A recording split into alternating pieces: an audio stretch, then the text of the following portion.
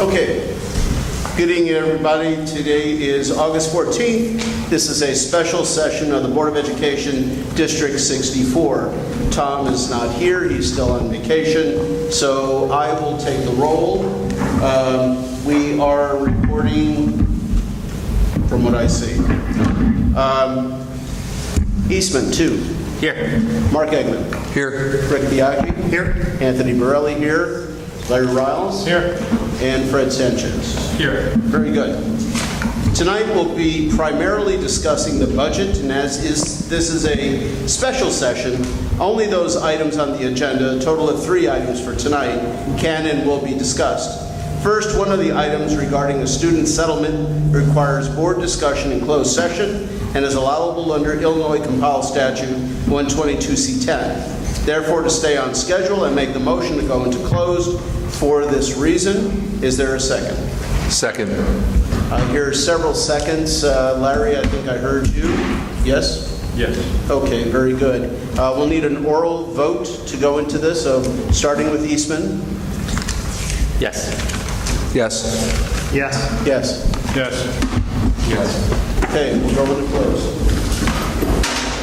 At this point, do I shut this one off and turn the other one on? All right. Hit the button. You all ready? Okay, the board is back from a closed session where a student issue was discussed, and tonight is a special session of the Board of Education. Per policy 2200, the president or any 3 individuals of the board can petition to convene a special meeting of the board. During a special session, only items that are included on the agenda may be discussed, whereas in a regular meeting, any topic may be brought up. Yet unless that item is on the agenda, it cannot be voted on. Tonight, 3 board members asked for this meeting primarily to make certain that there's ample time for board discussion and public understanding of the 17-18 budget. The budget is currently in cycle to be approved during the regular meeting to be held on September 25th, which is the last date allowable for adoption by the Illinois law. The other items were added as timely house cleaning of business within the district. A few items for the board to consider. At our last meeting, we had a rare but not unusual request to remove an item from the consent agenda. This evolved, at least for me, into the question that pops up from time to time, is how to pull an item from a proposed agenda and rephrase it. I believe that these 2 disparate items were mixed together, causing some confusion. Coupled with various differing experiences among different board members, situation further became muddied. So I've taken the liberty to put some data together. This will be an exercise in board policy, so let's take the first item first. Per policy 2220, the board will follow Robert's Rules of Order, and I happen to have a condensed version right here, and 10th edition for any processes. Further, regarding board voting, policy 2220 states that any member has the right to request a roll call vote at any time for any issue. While this can be overruled by the president, that decision can be overturned by a majority vote of the members present. Also in 2220, it clearly states that any member may ask for an individual item to be removed from the consent agenda and placed as a separate item for its own discussion. No motions, no seconds, no voting. Simply a request that should and must be honored. When the action item comes up that a board member would like to modify, that action first must have a motion made, must be seconded, at which time the action item may be debated. The seconding of the original action item does not mean that the second agrees with the motion, only that they would like it discussed. During that discussion, amendment can be proposed to the original motion. That proposal must have a second, as above, so that the discussion can ensue. Once the discussion ends, a vote is taken. That vote is not to decide whether the main motion will be adopted, but whether the new wording will be added or if the main motion will be changed. In the end, the vote is taken on the main motion as amended. The sequence at the time of the vote is that the amendment is mentioned, the main motion with the amendment is restated, and then the amendment is restated as an example. Those in favor of adding, changing, etc. the motion, vote yes or no. An amendment of the amendment can be made, but not a third. And I've created a printout, color printout for everybody that kind of walks you through this process to clear up any confusion. And with everybody's approval, this is the pro forma format that we will be following to help organize our meetings and prevent us from spinning off into digressions. Any questions on that attempt at clarification? Not hearing any, I asked everybody in attendance to please stand as we start tonight with the pledge. And Larry, as always, will you please lead us? I pledge allegiance To the flag of the United States of America and to the republic for which it stands, one nation, under God, indivisible, with liberty and justice for all. Thank you. All right. Next item are public comments. And anybody, as an open invitation, anybody in the audience, if you'd like to come forward and make a statement, you can. There's a time limit of 3 minutes. So, and any comments, there are comments on items not on the agenda. And if there's more than one individual, you can please feel free to line up. Hi, my name is Liz Catadella. I was here at your last regular board meeting talking specifically about the student that's in District 64. I know you guys met on that tonight. A couple of things. We stood up here and asked for you guys to communicate with us, the parents, everybody in the district. You guys have still been completely silent on this. The only email that we have gotten regarding this situation was from the superintendent defending the article that came out in the newspaper, which rightfully so, about the police and how that was situated. And I agree, because actually my quote was taken out of context as well. So I, completely agree that coming out. But other than that email, nothing has been sent to parents. I cannot implore you guys any more than to communicate with us. We elect you for a reason. We want communication. You don't need to give us specifics. We all get it. You cannot say anybody's name. You cannot discuss details. But to me, this is completely unacceptable. This is something that is really important. Not, you may not have a huge amount of people here, but it is talked about everywhere, on the train, in restaurants. I manage the farmers market. It has been a topic of conversation at the farmers market, with aldermen, with the mayor. It's a serious situation, and I have 2 kids going into 8th grade. I also have one going into kindergarten. And Dr. Dwyer has sent more emails home about the beginning of school than I've received about any communication of what's going on at Lincoln in regards to this student. To me, that is completely, I'm so glad that Dr. Dwyer is sending that home, and for the first time, I feel like I'm in the loop. But the lack of communication coming from the district, coming from Lincoln, is absolutely unacceptable to me. And again, I will reiterate, there are situations that went on last year at Lincoln that we knew nothing about except from our students.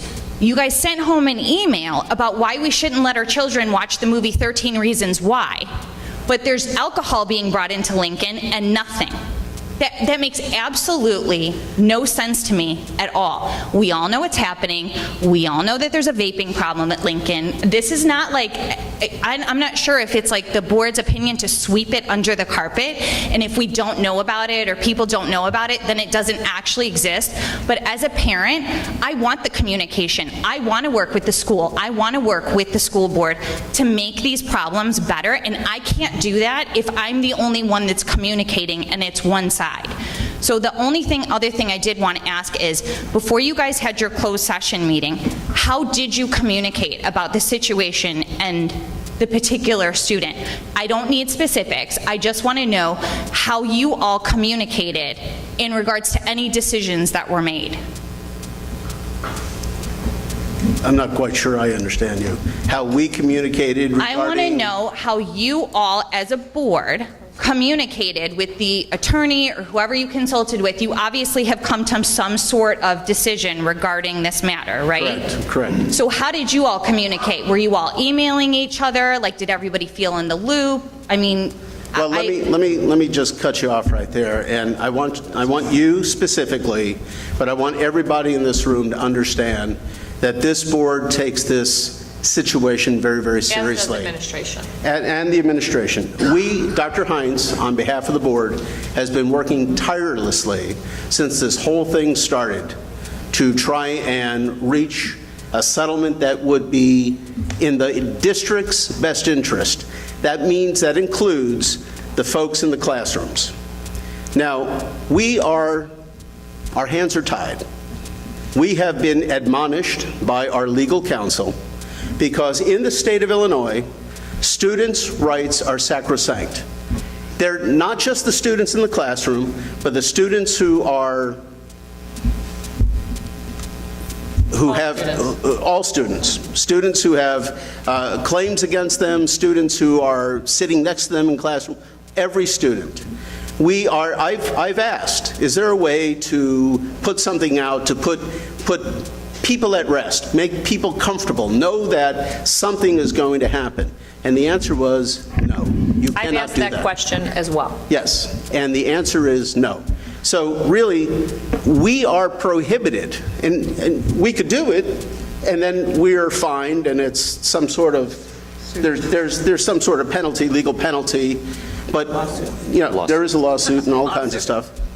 We can't do it. So understand, and I'm asking everybody here in the room, and you in particular, that yes, you did vote for us. And I've been here 6 years, and I've been working my tail off to try to improve the functionality of the board, improve communication. Where communication is possible, we do it. In this one particular instance, unfortunately, and it's a great degree of unfortunality, we can't share that kind of thing. I can tell you that Dr. Hines has been giving information to the board. Tonight we had a discussion. In other closed sessions we had discussion. That's the extent of what we can do. And you're asking us to do something in this particular instance that we simply don't have the power to do. I'm not asking you to break any laws. I'm not asking you to do anything. I just don't understand why there is absolutely no communication. If you're working on it, that's fine, but why not send an email that says, we are working on the situation? Something, anything. If there's a situation where drinking occurred at Lincoln, you can't put out an email that said, just want to give you a heads up, this situation occurred today. I don't need a name. I don't need specifics. I just want to know, hey, just so you know, when your kids come home and say that somebody brought in Jack Daniels to school and had people drinking it and thinking it was iced tea, we're aware of it, we're working on it, period. Right. Why does that not happen? Dr. Murray and Dr. Gleason or Mr. Gleason were in the audience when you spoke the last time, and I have done a follow-up with them, and they're going to have a new and better communication plan for the coming year. We can't go back in time and address that issue, but moving forward, I will be more in the loop when those situations are happening, and we will put out a communication. Relative to this student situation, we were closed-lipped about it because we were advised by legal counsel to be closed-lipped about it because there's criminal proceedings that are still happening. There are minors involved. We simply cannot say more than we've said. Believe me, I have plenty of strong opinions about what's happening that I would love to share with each and every one of you, but I'm not allowed to. So you're frustrated, I'm frustrated. But we're doing what our legal counsel is telling us we must do. Okay. And Let me add something. We're parents of children in we are. District 64. I have a daughter at Lincoln. The absolute right thing is going to be done. And my daughter will be sitting at her desk on Thursday morning feeling very sick. Right, and I appreciate that, but you're aware of that information because you sit on this board. So you can look at your daughter and say, don't worry, you're safe. I can't look at my kids and tell them that because I don't have any information. So do you understand? Like, I understand your frustration. I get the legal thing. I get all of that. But you can all look at your kids and tell them because you're involved in the conversation. We are not involved in the conversation. So I have 2 kids that I did communicate with Dr. Murray, and he was very helpful, but they are in class with him. Let me add this. I haven't had that conversation with my daughter. Right, but she's going into what grade?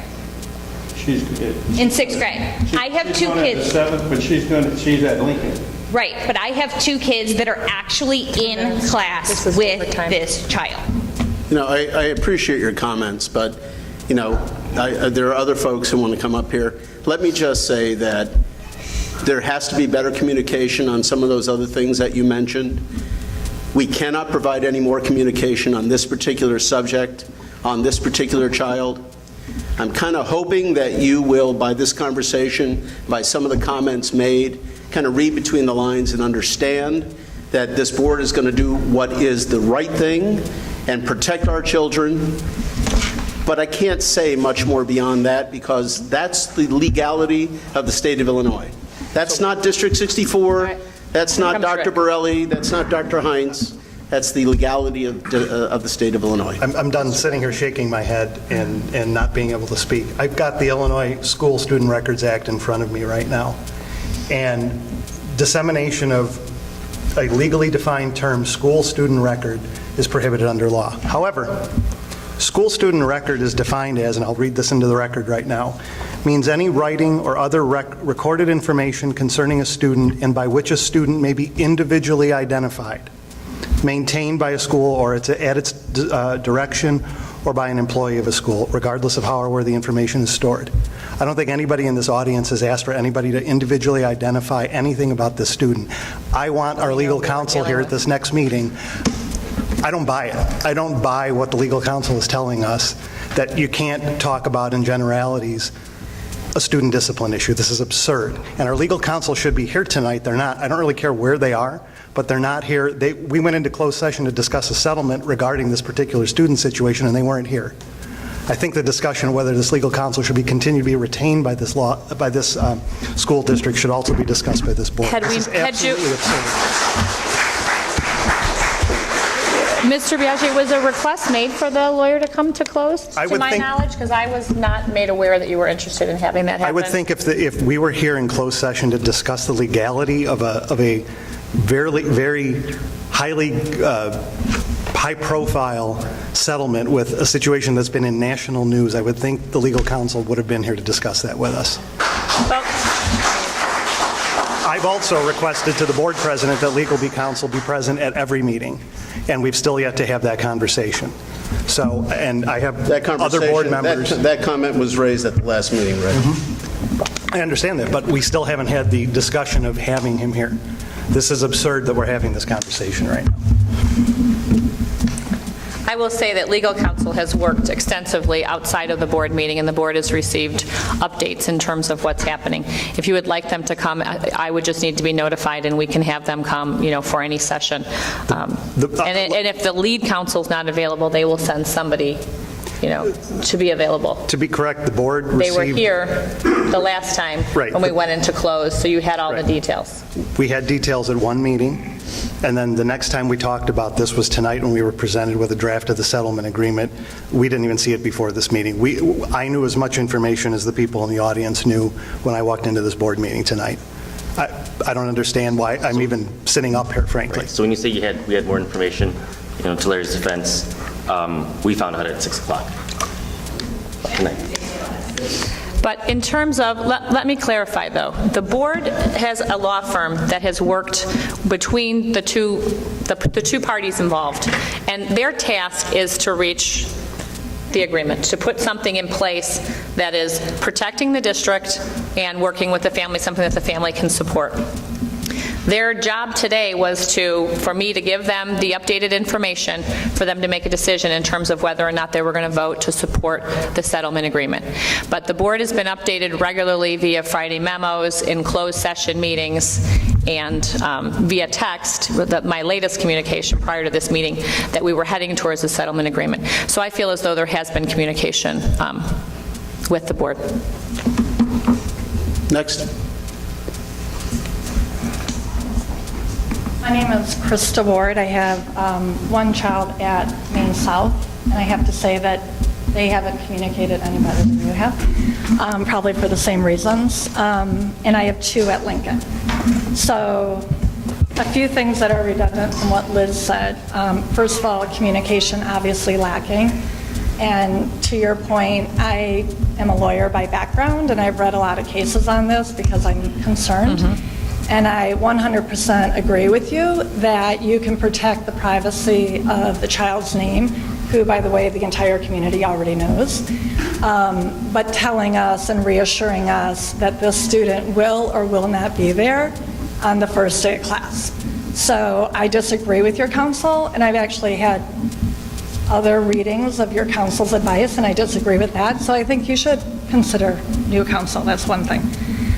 Second, because we don't know, and I still don't know what your settlement is other than my kid will be safe, I have to give you these comments. One is, I disagree that you had to come to a settlement.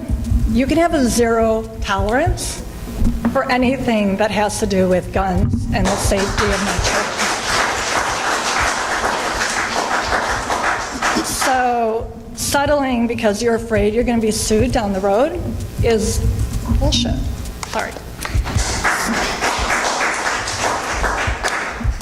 Second, if the student is removed or they decide to remove them, and the same thing I heard, 207, I give you a case in point. There was a kid who I know that went to Northridge, and he merely posted in a chat room, Northridge prep kids don't come to school tomorrow, and he was expelled. Zero tolerance, expelled. No picture of guns, no immediate threat, expelled. And you know where he ended up? Maine South. Yeah. Then, on top of that, what kind of message do we send to our kids? This child has had multiple disciplinary actions. One of my kids thinks he's just a prankster, and he's not a worry. He pulls fire alarms, he smokes a little pot, he gets in fights. But these are all the things that lead up to more violence. So that worries me, and I think it's ridiculous that our kids are getting the message, which may not be the message because you may expel him, I don't know, I'm standing here with no information, that it doesn't really matter what you do. It doesn't matter if you vape, it doesn't matter if you post a picture with a gun, it doesn't matter if you beat people up on student property. We're afraid of these kids, we're afraid of their parents, they're gonna sue, so let's not do anything. It's bullshit. And then finally, to your point about telling your daughter, and you haven't told your daughter, I have one son who doesn't care. He thinks the kid's okay, fine. He's in 8th grade, and my daughter's in 7th. And she's like, well, should I not look at him? Should I be overly friendly to him? Should I be his friend so if he gets violent, he won't hurt me?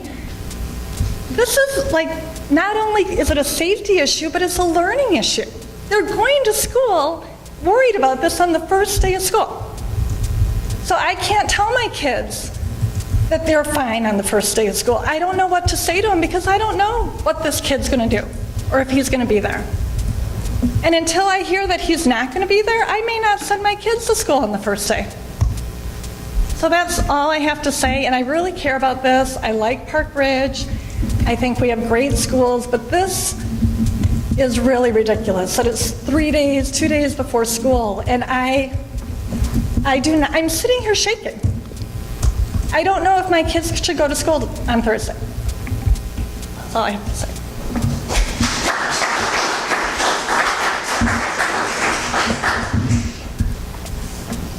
Hi, my name is Roisin Hamilton. I have one child going into Lincoln and one at Washington.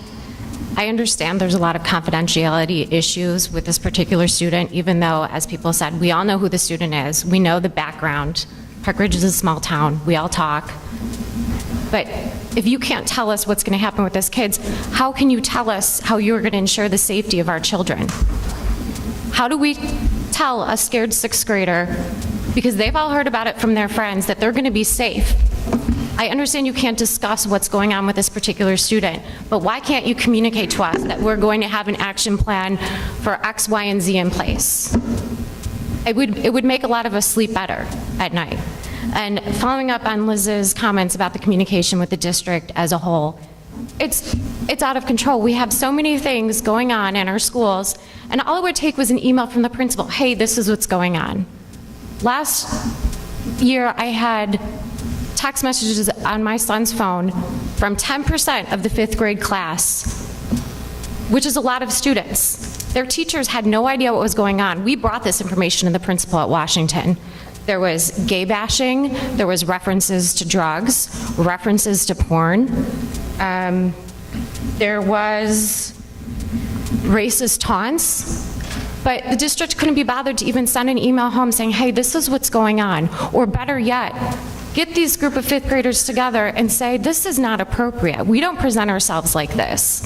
We don't text other students these things. But again, no disciplinary action, no communication with parents, and I hear it just gets worse at Lincoln, and it's really, really bothering me. If it's the one issue that I was made aware of recently by another member of the community, it seems similar based on how you described some of the text. That situation was handled by administration, building administration, the kids that were involved and their parents that were involved, their parents were then involved in follow-up communication. So I know that there was no follow-up communication with my, I called the principal and I said, hey, what's going on? And she said it's taken care of. Right, the parents of the students that were involved were communicated with. And the teachers had no idea. The teachers that spend the most time with these students didn't know until months later it was going on. I know from talking to Mrs. Daly that the teachers that needed to be involved, if it is in fact the same situation, it is the same situation. were involved. The teachers were not notified. Come to the mic, please.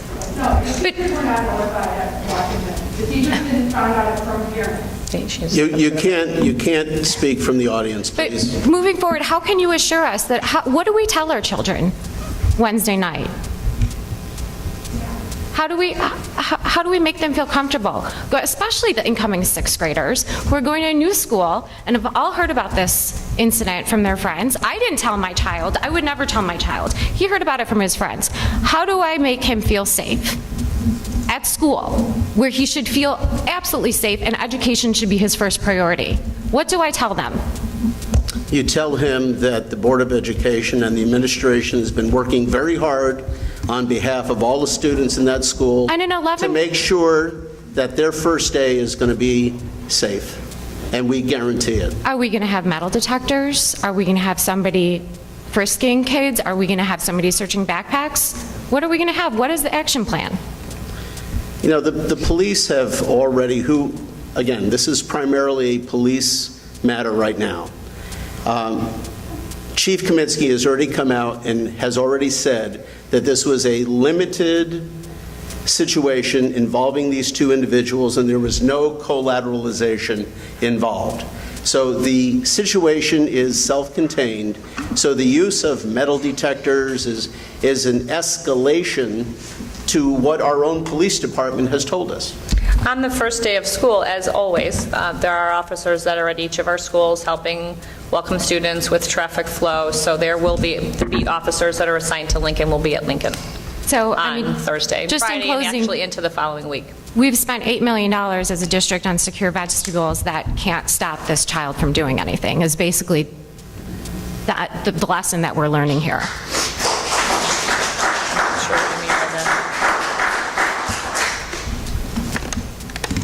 Who else? Good evening. My name is Jim Carcazes. I've got two students, two kids. One's a student at Washington, the other at Lincoln. And what I've got to share with you is I totally understand about the privacy. But what I want to talk to you about is leadership. And what I feel from what I've understood from when this all started coming out to today is that we're really kind of abdicating the responsibility of the administration, the responsibility of the board, based on what the attorneys are saying to us. We didn't vote for the attorneys to represent us or this community. We voted for you guys, and Superintendent, you were appointed. So my concern is, under what circumstances, nothing specific to this, but under what circumstances does a student get expelled from District 64? There are certain rules and regulations. So with Senate Bill 1, I'm sorry, specifics, please.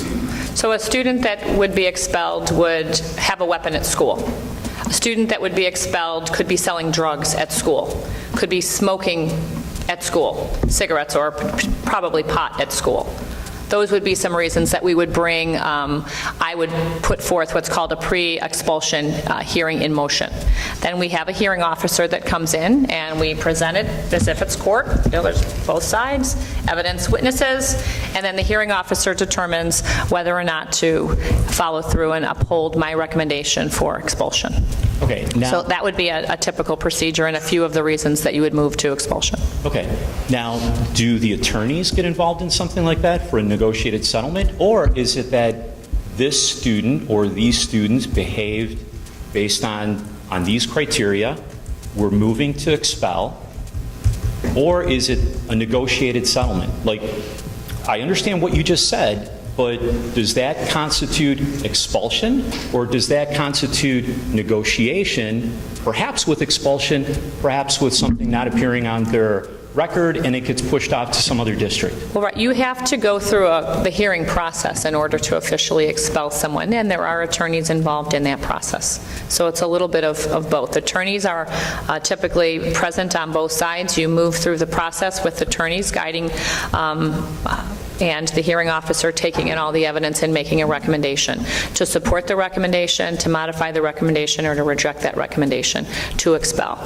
Then what would happen is the hearing officer's findings would come before the Board of Education, and they would read through the findings. The lawyers would be here to help them kind of process through the paperwork and the findings, and then the board would take action on whether to support or reject the findings of the hearing officer, and then either move to or reject expulsion. But maybe to answer your question, or maybe I'm not answering it correctly here, but at any point during the expulsion process, if you were to initiate the expulsion process, a settlement could be reached, just like in any lawsuit, right? Sure. You could start a lawsuit, and then at some point you could settle it. So it's possible that she could start an expulsion process, which takes weeks to months to go through, and at some point during that process, the parents could negotiate with the district and say, no, we don't want to go through that process. We would rather reach a settlement whereby X, Y, and Z is going to happen. And typically, versus a settlement with expulsion, they would just disenroll their child from the school system.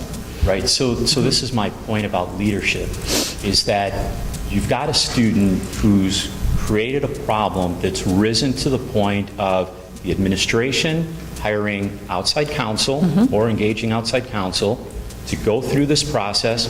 Perhaps the police are involved, perhaps the state's attorneys are involved. Now, at what point do we have a zero tolerance policy in District 64? Or do we say, yeah, we like to think that we have a zero tolerance policy as perhaps a deterrent, but it's all negotiable, right? You can't have both. You're either one or the other. Right. In terms of zero tolerance in the state of Illinois, there's Senate Bill 100 that if you haven't looked at it, you might want to, because we're really not allowed to have a zero tolerance policy as a state any longer based on Senate Bill 100 rules and regulation. Our staff a few years ago received training from the law firm at Institute Day, so they can better understand some of the changes that have taken place in the laws and how that impacts how we discipline students. So we certainly make sure when we're working through situations, large or small, that we're following Senate Bill 100 rules as well as other legal requirements through Illinois School Code. So we're adhering to the rules and the law really at all times. And sometimes people understand that and can accept it, and other times they can't. But it is the law of the land, and we follow it to the letter. So here's my concern then, is that, again, you're abdicating responsibility, it appears to me, for the safety and security of our children based on attorneys who are not part of the community here, who haven't voted on their representatives to take their best interests at heart. So what you're essentially saying then, at least to me, is that we do have these policies, we may or may not be able to enforce them. So when it gets to the board, and I think this is what I think I heard from you, Board President, was that, yes, there are these laws that are out there, we could have done something about it, right? We could have challenged it by saying that we're going to expel an individual, not this individual, we're speaking in generalities here, but then we may get challenged with a lawsuit. So, to me, leadership is that balancing the privacy of one individual who's brought us all to this point, yourselves, the attorneys, the legal authorities, the police, as well as the community. We have to balance that interest versus the safety and security of all the students and the parents who have done nothing wrong. And it appears that we may rather have a negotiated settlement rather than saying these are certain community tolerances that we will not go beyond. If you do, that's your risk, parents and students. Is it a zero tolerance policy? Perhaps, perhaps not. Let the legal authorities figure that out. But we as a community voted for a board who hired a superintendent to say that there are certain behaviors that we as a community do not tolerate. If the attorneys are telling us now that, yes, we understand that you don't really like that, but too bad for you, because there's an option to negotiate it. You have the option to either go along with that negotiation or say no. Okay, let me just cut you off there. So, you know, the Board of Education sits at the final, there's a lot of work that gets done before it ever gets to the Board of Education. What we usually do is we either agree or not agree with the hearing officer. That it gets up to that point. So there's been a lot of work back and forth done already. The settlement comes in usually before it ever gets to us. We live in this community. We're members of this community. We know what the community likes and doesn't like because we make up part of that community. We know that actions like this are not warranted. We don't want this in our community. We all know that. We live here, right? So the fact that we don't like it, we don't have impunity to just go out and just do whatever we want. We are still controlled by the laws of the state of Illinois. And yes, I could buck the laws of the state of Illinois and incur penalties and whatever they may throw at us from the Department of Justice, but that's not what it's about. We have a law now passed by your legislature, not by us, that prohibits zero tolerances. Now, if there's no zero tolerance, and you're alluding to zero tolerance, and you can't have zero tolerance, but we don't like that. We don't like the actions. We don't like these things that are occurring, but there is no zero tolerance, which means there's due process. So if there's due process, and you can speak to, there's tons of lawyers on this board, so you could talk about due process, and as it goes through its due process, if we could find a way to save money, to save legal fees, to get what we ultimately want anyway, and that is bad activity out of our district, out of our community. Whatever way we achieve that would seem to me to be a pretty good thing to have happen. So no more zero tolerance by law. We have to do due process by law. The board sits in adjudication of a hearing officer's findings by law. We're following the level of the law to the best of our ability while we live in this community, trying to do the best thing for everybody in this community. And yes, the final comment is, even the individual who is accused is protected. That's federal law. Everybody has rights. Everybody is protected. Do I necessarily like that? I want to protect the people who are the victims as much as anybody else. Well, if I can just add on to that, we don't want there to be victims, because what you just alluded to now, at least to me, is that this board and the way that we're structured, this district, you cannot prevent a Columbine, you cannot prevent a Sandy Hook, because there's due process, which we have to listen to the attorneys as this negotiated settlement would happen, rather than saying you are suspended, you are expelled, you are not allowed to go to school until this process runs out. And you know what? If this process takes 6 months or a year and you're out of school for a year, too bad, because you put yourself, you put your family in that position. Totally understand about due process, but In terms of Sandy Hook, Columbine, other instances, as Liz had spoken about earlier, and as Krista did, it's that there are certain behaviors that get more unruly, and when you're looking at it in retrospect, you say, you know what, we should have picked up on that. But because of due process, we couldn't do much about it. On Hold on. in high volatile situations, the administration and the board will do everything possible to push the issue, to do what's right for all the interests of the best interests of the students in the community. We will not rely on just this due process. We're not going to lay back and accept it. We're going to fight for the best interests and the rights of all the students. And that's the point I'd like to make. You are talking about suspension, expulsion, as if you know that none of that's happened. And you don't, because we can't tell you what's happened. No, but maybe all of those things have happened. I wouldn't be at liberty to tell you. No, but what I'm reading into, because as And the other sometimes that can be speakers have dangerous, said, right? Yes, because you created that situation by I wouldn't not- say we created it. I would say let me the finish lawyers by have not created communicating. it. Oh, The so it's the lawyers lawyers. So now you've advocated your responsibility and proven my point. No, that I would it's disagree. the lawyers. But that's what you just said. You can't have it every way possible that satisfies your viewpoint. I cannot communicate what steps we are taking, what steps this board is taking, because we are legally not able to do that. So if that's an abdication, then I guess it is, but we legally are not allowed to do it. So this board is always going to function, I believe, within the confines of the law. In this situation or any other situation, as elected officials, they have to follow the letter of the law, and that's what they're doing. And it is hard when you're following the letter of the law and you can't tell people what you'd really like to tell them or what you think they'd like or need to hear to feel better. We're doing what any law firm, whether it's the one we have or another law firm, would tell us. It's student confidentiality and student discipline, and it cannot be discussed with the public. And we have no issue on that. However, to your point, you abdicated that to the attorneys. Okay?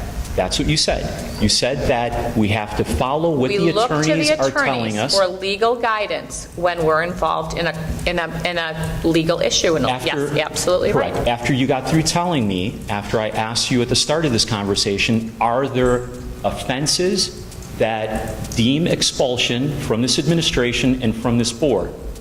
So I asked, and you told me, these are the items that would deem expulsion. Then you just got through saying that, but we have to negotiate all this because there are rights that the accused has, which totally understand that.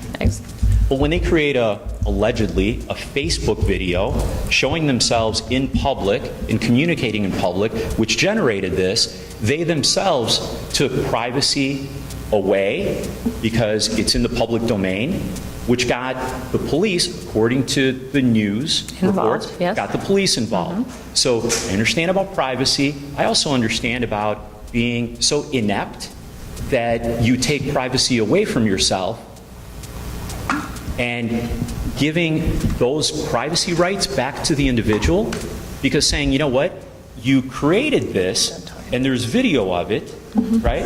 So it's our obligation for the safety of the students, understand about the privacy of this individual, but once you went in the public domain, you took that shield away from yourself.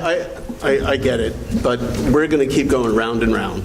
The bottom line is, our legal counsel said, don't talk about this. As much as we all would like to come out to you, pat you on the back and say, it's going to be fine come Thursday. And please, if you can, read into that. But we can't say more than that by our advice from the legal counsel. So you can go off and you can mention all your other things, and we're way over time on this now.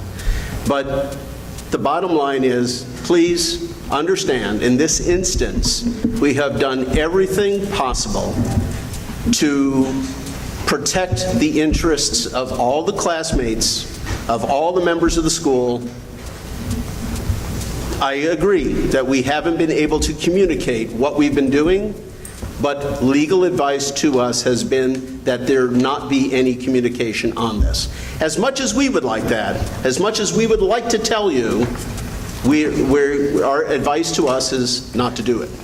So for whatever reason, and I don't know the reasons, I'm not an attorney, as a parent with children in the school, I would love to have those answers given to me. But the attorneys have told us, do not communicate, do not talk about this, maybe because there's still a civil case. I don't know. Criminal. I don't know the reasons. I'm not an attorney, I'm not a judge, Student discipline and privacy. but the bottom line is, And I know we're going around in a circle on Yes. this, and I don't mean to belabor 3 it, minutes but is up. my point is, again, about leadership, because why is this board and this administration beholden on to some legal process that you can get continuances from now till the time that this individual graduates from school, and it still may not be resolved if it's in the legal system? Why is it that, again, we as the community are put in a lesser standard than an individual who's committed, allegedly, something like this, even though it's in the public domain because it was out on Facebook? Again, why would you, as a board, and you as an administration, put us in this position and say, this is not the position that we put you guys in, it's the position that the attorneys put us in, and we in turn are putting you guys in? It's about leadership. I just want to make one comment. Yes. I've said it quietly, and, you know, Larry, use your microphone. yeah, okay. I'm speaking to the crowd, but I'm speaking to you primarily, and you talk about leadership. You know, I've got lots of years in leadership, and I was elected in April. So I've been here every bit of 3 months.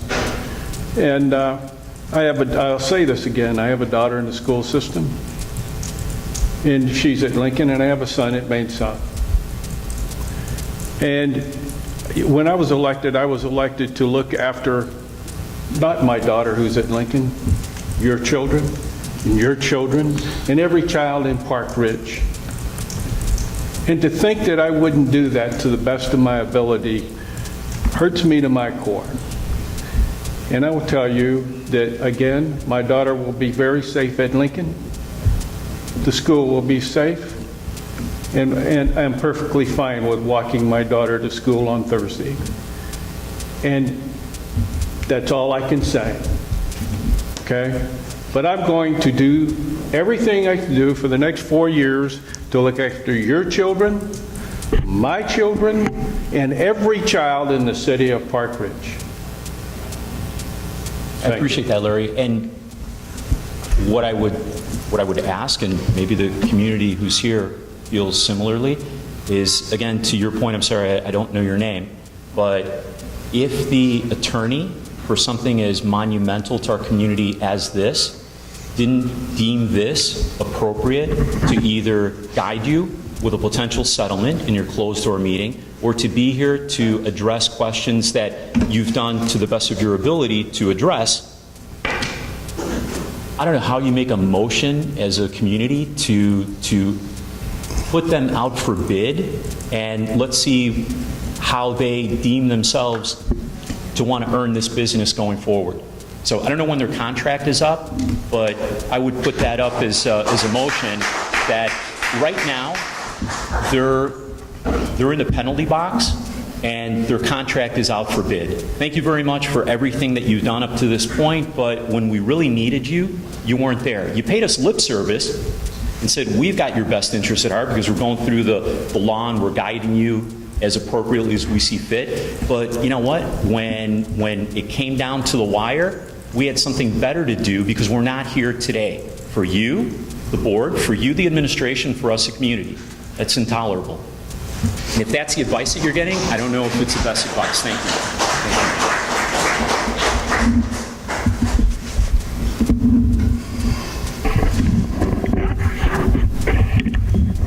you. My name is Sue Henley. I have kids at Roosevelt, Lincoln, and Maine South.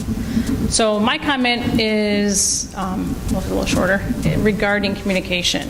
And first, I do want to thank all of you. I do think you're in an extremely difficult position. I would not want to be sitting up there, so I do appreciate everything that you're doing. In terms of communication, I heard a story about a little girl at Lincoln that came home and told her mom earlier in the year with some of the other incidents, you know, everyone's talking about this new kid, Jack Daniels. I don't know who he is. I've never met him, but everybody at school is talking about it. And it's kind of a, you know, not really funny, but kind of a funny story just to highlight when you don't give any information, any communication, it's misinformation then. People are not naturally going to always think the best, always give you the benefit of the doubt, particularly when their kids are involved. And I completely understand your hands are tied. You know, I agree with the comments about, you know, that there should be legal counsel here. For sure, there should be legal counsel here. Obviously, you've gotten some information from them before. But I think if we were in a situation where, you know, with kids at Maine South, I've been through Lincoln for a long time. And I think if we were in a situation where the communication was just flowing constantly, and parents were being told what was going on, good, bad, everything. We get a lot of emails about, you know, which direction we should drive for pickup, or, you know, things like that. We don't get emails that say to parents, just so you're aware, there was, you know, an alcohol incident in school, this is 4 students, or this is 3 students. Clearly, all intelligent parents, you understand, we're not going to tell you who these kids are. We have X amount of kids in the school, so it's not an epidemic. Please, you know, give parents the benefit of the doubt. We're not going to panic. Some will. We're not going to flip out. But X amount of students had a problem of this nature. We are handling it. And as a reminder, the rules here in District 64 are, if you are caught drinking or bringing alcohol to school, this is the punishment you will receive. No one's naming who the child is or exactly what happened to that child. Now, if that kind of communication had been going on for years, which it isn't, then I think parents in this situation would say, wow, you know, we all know who this kid is. We all know this is a huge deal that I'm sure no one sitting up here has ever dealt with before. But since they're so great, and not they being just you, they being the administrators in the schools, since they are so phenomenal at communicating with us all the time, we feel secure that they've got this handled. I think that would have gone over quite a bit better. So to that end, instead of just getting up here to complain, I think, you know, Dr. Hines, you talked about how you went to Dr. Murray and talked about communication. You know, I know the district puts together different task forces, different, you know, parent, administrator, teacher groups to make the district better. I would really recommend that we do that. And, you know, my experience is at Lincoln and Roosevelt. It's probably other schools too. I don't have that firsthand knowledge. But I think we should put something together with said legal counsel to say, hey, this is what you can tell parents, this is what you can't. And maybe we get, you know, a weekly email that says these are all the phenomenal things going on in your school. And maybe there's also updates when something not so phenomenal happened. And to that end also, my final comment, you know, there's a lot of parents that are talking about their kids being afraid on Thursday. I have no idea what Dr. Murray has planned, and other schools too, but what Dr. Murray has planned. I think what would be appropriate is for Dr. Murray, for his social workers, for his other administrators, and every teacher in that school to stand up in the gymnasium for an assembly at 8 o'clock in the morning and say, you guys are all safe. My assumption is that what you're going to tell us next is something positive, that we're all looking, you know, that the school will be safe. So stand up and tell all these scared kids, some are scared, some don't care, but all these particularly scared kids, you guys are safe. We have this under, you know, not even naming anything specific. There may be a couple of kids that have no idea what this is. But letting everybody know that they're safe in school and their teachers are there for them, to look out for them and to protect them. And then, when that happens, send an email to parents that says, we just had an hour-long assembly, and this is what I told your kids. I want you to know that your child hopefully feels safe, because this is the communication that I had with your child today. Because when they're at school, they're still our kids, and we need to know what's happening with them. It's very nice. Dr. Murray will be talking with his staff tomorrow at their Institute Day. It's a building day for all the schools, and they're going to put something in place. I don't know what they'll decide it as a staff. I think it needs to be a whole pretty school. large thing in place, because there's a lot of kids that don't feel safe. Thanks. Yes, appreciate it.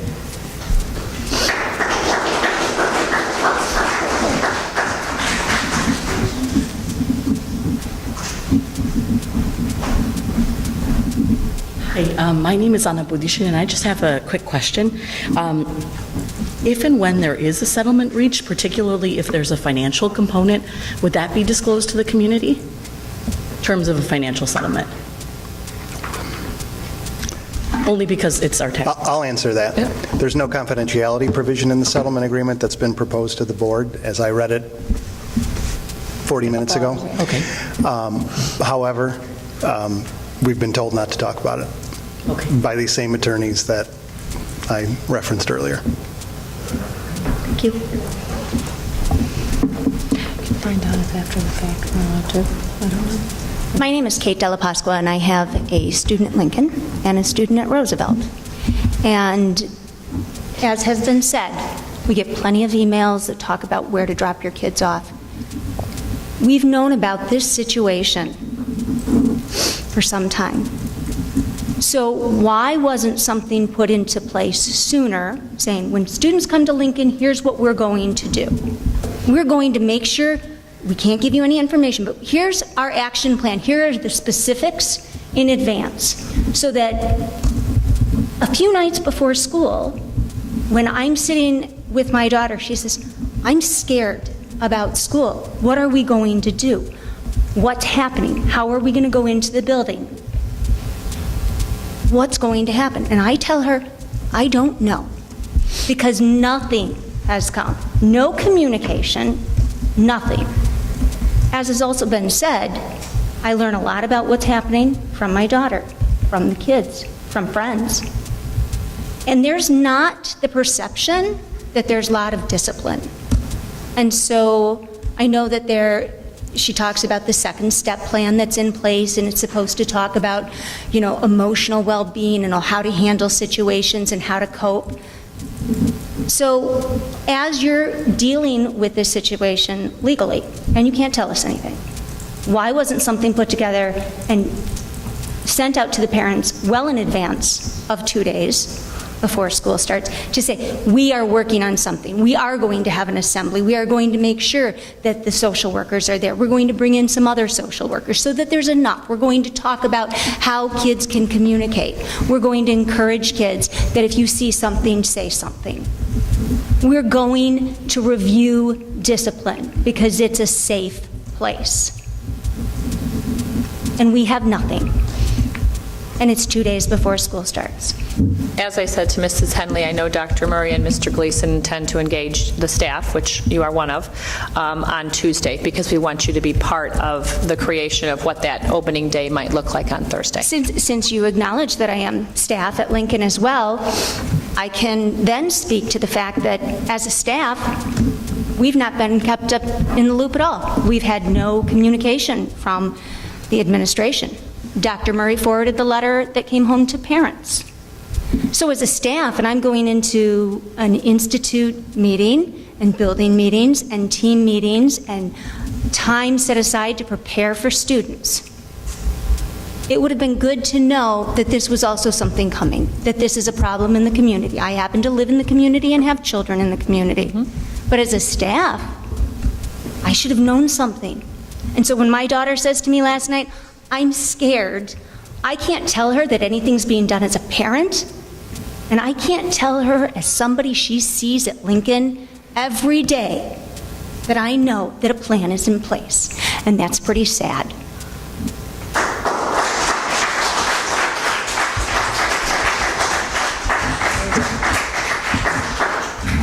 No?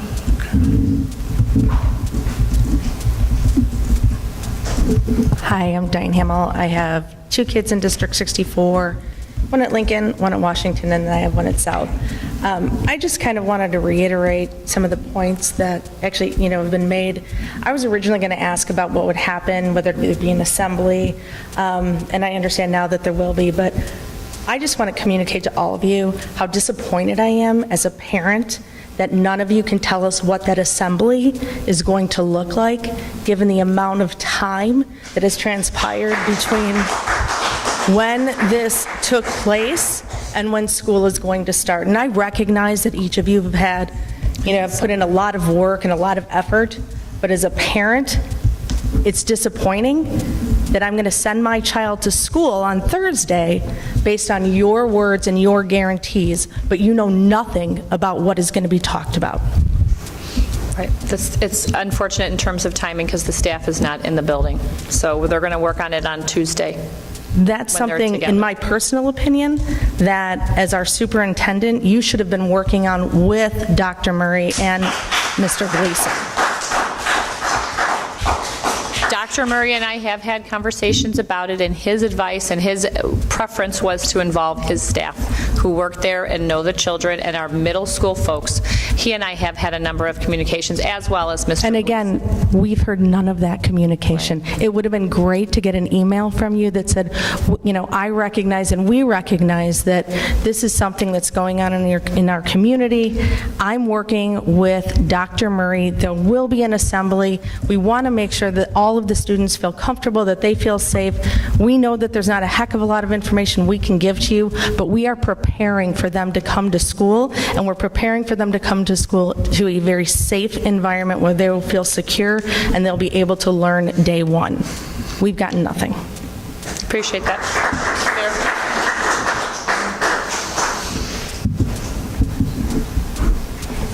Good evening. My name is Natasha Perrick. I have two kids. One is in Franklin and one is here at Emerson. And I think what everyone here is trying to reiterate is that we've lost trust in the administration. And trust is earned. And it needs to be earned through communications, through actions. And that trust has been broken. So, as a member of this community, I would like to know, do I have the right in the law books to request these attorneys' presence at another meeting to happen prior to school starting? I don't know that you do, but I do, and I'm demanding it right now. I'm demanding that they be here. And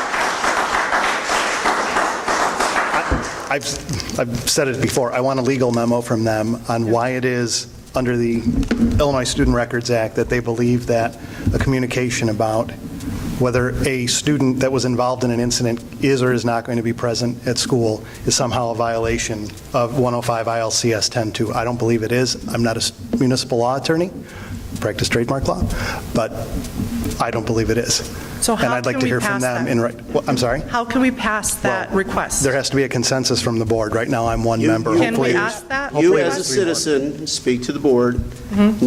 You raise your concerns. Okay. The board takes what you have heard, what we heard from you. Okay. We discuss it, and if a consensus of the board agrees with you, we ask the superintendent to enact our desire, which would be to have. Now, I'll do a real quick poll right now, and to Rick's concern to have a response to the amount of information that we can give to the public. We want a response to that. Is that correct, Rick? Is that the question? Right. Well, I'd like a couple of things. I'd like them present here for conversation. 2, I would like a written legal memo that's made public. And 3, I want to make sure that this conversation is done in public and not behind closed doors. I agree. So, do we have consensus on that? Eastman? Yes. Mark? Sure. Fred? Yes. Larry? Yes. It's unanimous. And we can have that happen before Thursday? No, we couldn't. We would have to, well, I don't even, an emergency meeting would be 48 hours, and it would be tough to pull that off on Thursday, but, well, that's up, I mean, I guess the board, if they wanted to, could call an emergency meeting. We could. Let's do it. Can we do It's that? kind of an emergency. Yeah. Fine by me. We're required by law, I believe, for 48 hours or 24 on emergency. So it'll be Wednesday night. Okay, so by law, just so everyone understands, the Illinois Open Meetings Act requires public notice, even of an emergency board meeting that's called with a certain amount of time. So it sounds like, we'll confirm that, but it sounds like it would be 48 hours that we have to give notice to the public it's happening, which I would argue just happened a second ago with public notice, but it has to be published. Posted and everything. Posted. There's some legal hoops that have to be gone through. And I just have a question. Can we ask them for them to draft a communication out to the public community whose children are involved in this district? They have helped draft the communications that have gone out already. The one communication? They've helped draft the one communication, okay. There were two, and they've helped draft both of them. Okay. Yes.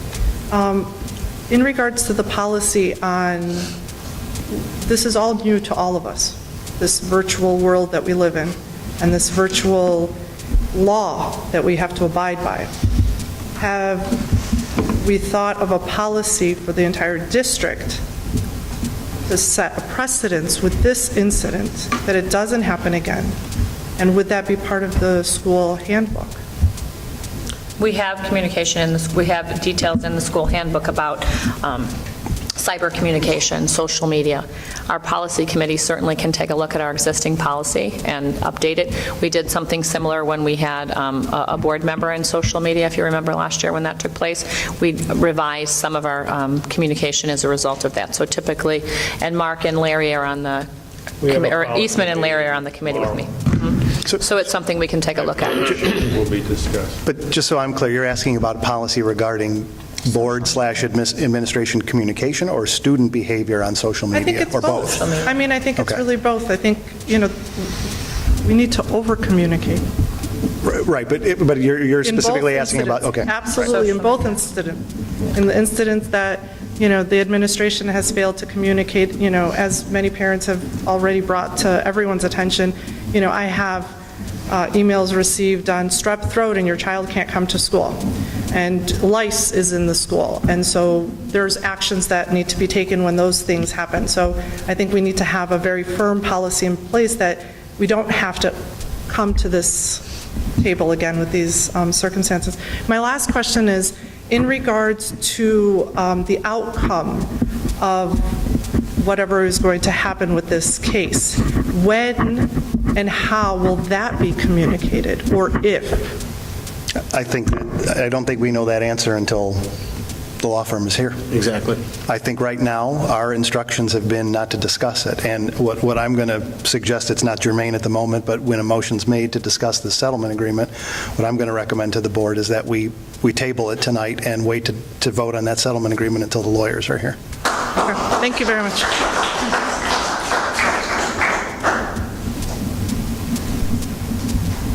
Okay. Last one? Sorry. Hi, thanks for having me this evening. My name is Jim Powers. I got a daughter that's going to be in kindergarten over at Carpenter School this year, so brand new to the district, super excited to be here. The question after today, but the question I had, so we ran into a little bit of an issue with the extended daycare, with the extended day kindergarten, I'm sorry. So I don't know if you guys know how it kind of works. So Jefferson hosts it, obviously. There's 25 slots in the morning, 25 slots in the evening, or in the afternoon. Right now, obviously, kindergarten in our district is a half day. So we didn't know that we had to sign up as early as we did. There was, from my understanding, an extensive wait list. We ended up getting in, thankfully, but obviously there's still many people that are on the wait list. So I guess the couple questions I had were, is this something that you guys ever looked at to expand extended day in other buildings? What is the disconnect, obviously, with the amount of kids enrolled in our kindergarten in the district? I believe there's 5 schools, there's 3 sessions at Carpenter currently. To my understanding, they're all capped at 25, which is state law. And Is there anything you guys can do to address, obviously, extension or a full-day kindergarten at some point? I also have a 3-year-old that I fully intend on enrolling in the district. We moved here a year ago, and the reason why we moved into Park Ridge is because of the schools themselves. So. The subject of the kindergarten is part of the strategic plan. So over the next 2 or 3 years, the evaluation of our current kindergarten program will be looked at and reviewed and analyzed. There's 2 components. It's space and the cost of teaching. So right now, we're really pushing the needle on space everywhere. So that's a big one. We've already got bids out, and, well, not out, but we've got quotes, and we know that each classroom costs about $1 million. So they're very expensive to build, and more importantly, where are you going to put them? You know, I mean, we have very tight boundaries in our, so we're going to have to get creative. If the board wants to head down that path, there's going to have to be some creativity involved because of lack of space and lack of resources, frankly. Another viable option, and one that may come up, is revamping or energizing or expanding the before and after the AM and PM kindergarten.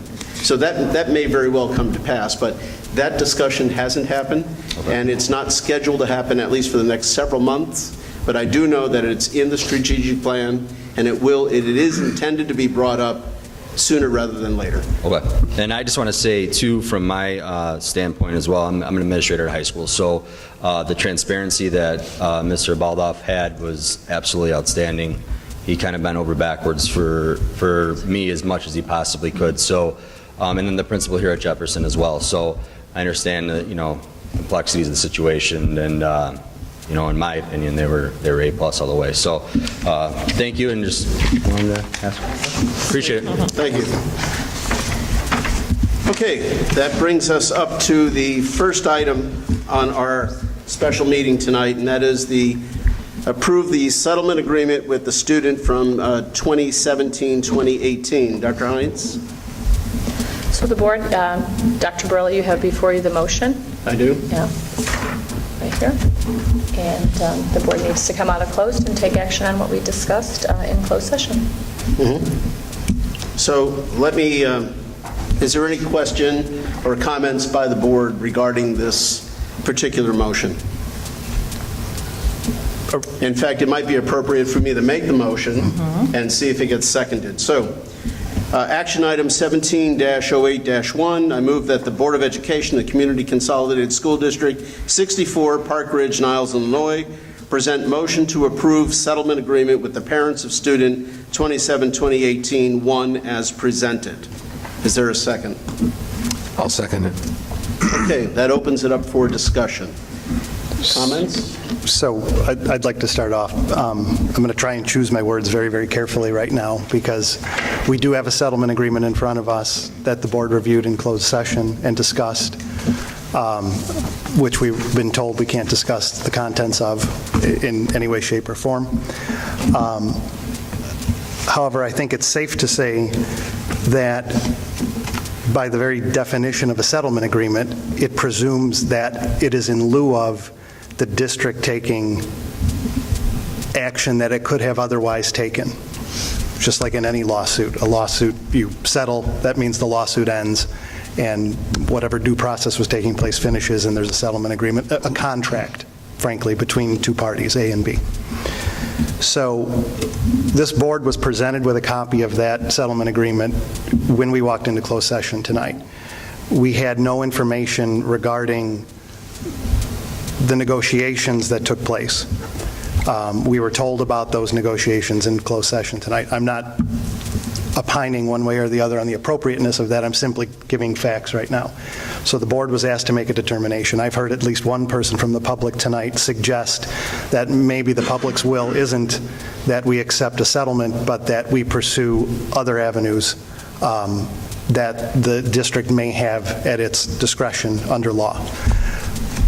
I'm not opining on that either at the moment, but I'm suggesting that I don't know that this board has all the facts in front of it right now, because our legal counsel wasn't present tonight, to be able to opine officially and intelligently on what our options were.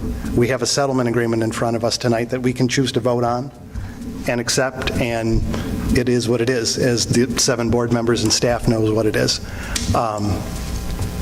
I'm uncomfortable with that at this point, knowing that there are facts that we may not have in front of us. And if we are in fact calling an emergency meeting for Wednesday night where we're going to ask legal counsel to discuss the communication side of things, I would personally be more comfortable with having them here to also opine one way or the other and give us the pros and cons, understanding, hopefully for the public, that that part of it has to be in closed session because it is taking away a discipline action. Any public body discusses litigation and litigation strategy behind closed doors for obvious reasons, because if there was something that was harmful to the district, we wouldn't want to be discussing that in open session. And this is coming from a guy who everyone on this board knows is anti-closed session. But litigation strategy is one of those exceptions to the rule. So I would believe that if the board wants to do that, that we would go into closed session.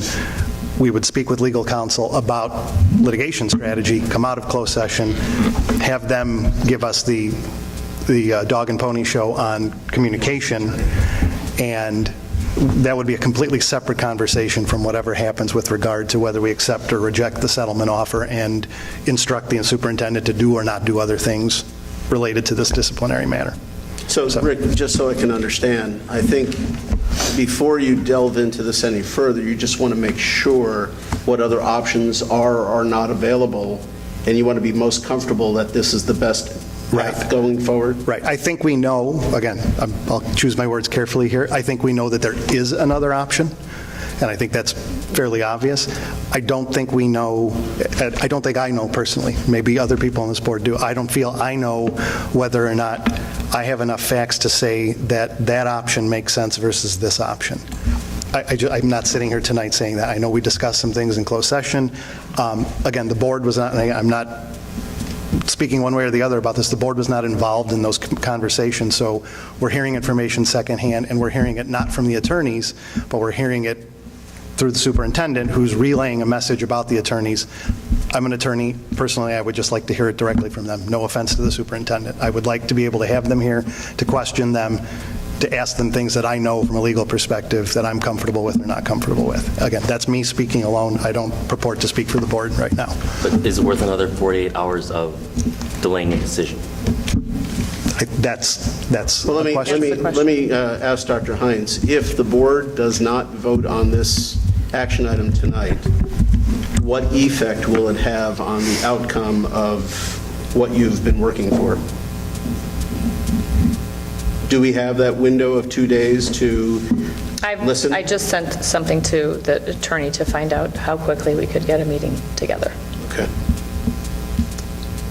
So whether it happens on Wednesday, right, or whether it happens on Monday, right, it can still happen. Sure. It can still happen. And so can I just address a legal thing, because I think I know the answer to this, but anyone here can correct me if I'm wrong. But hypothetically, taking it out of the context of this particular disciplinary matter, but if the board were to institute expulsion proceedings against a student for whatever it was that the superintendent believed was appropriate to expel a student or begin the process of expelling, I assume that the parents could hire an attorney and could seek an emergency temporary restraining order against the school district from suspending the kid while the expulsion proceeding played out its course. I assume that you can get an emergency TRO or at least a preliminary injunction in place that would prohibit the board or the district from following through or keeping the kid out of school while the due process is taking place. No, we can do what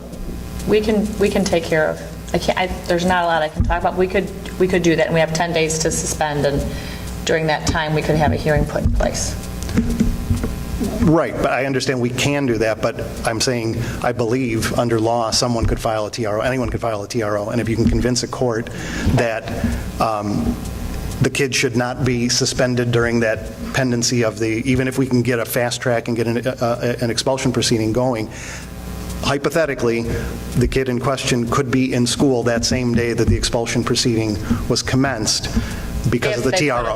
If they got a TRO. So I'm just saying hypothetically that going the other route, it was suggested by at least one member of the public, doesn't necessarily mean that said child is not in the school.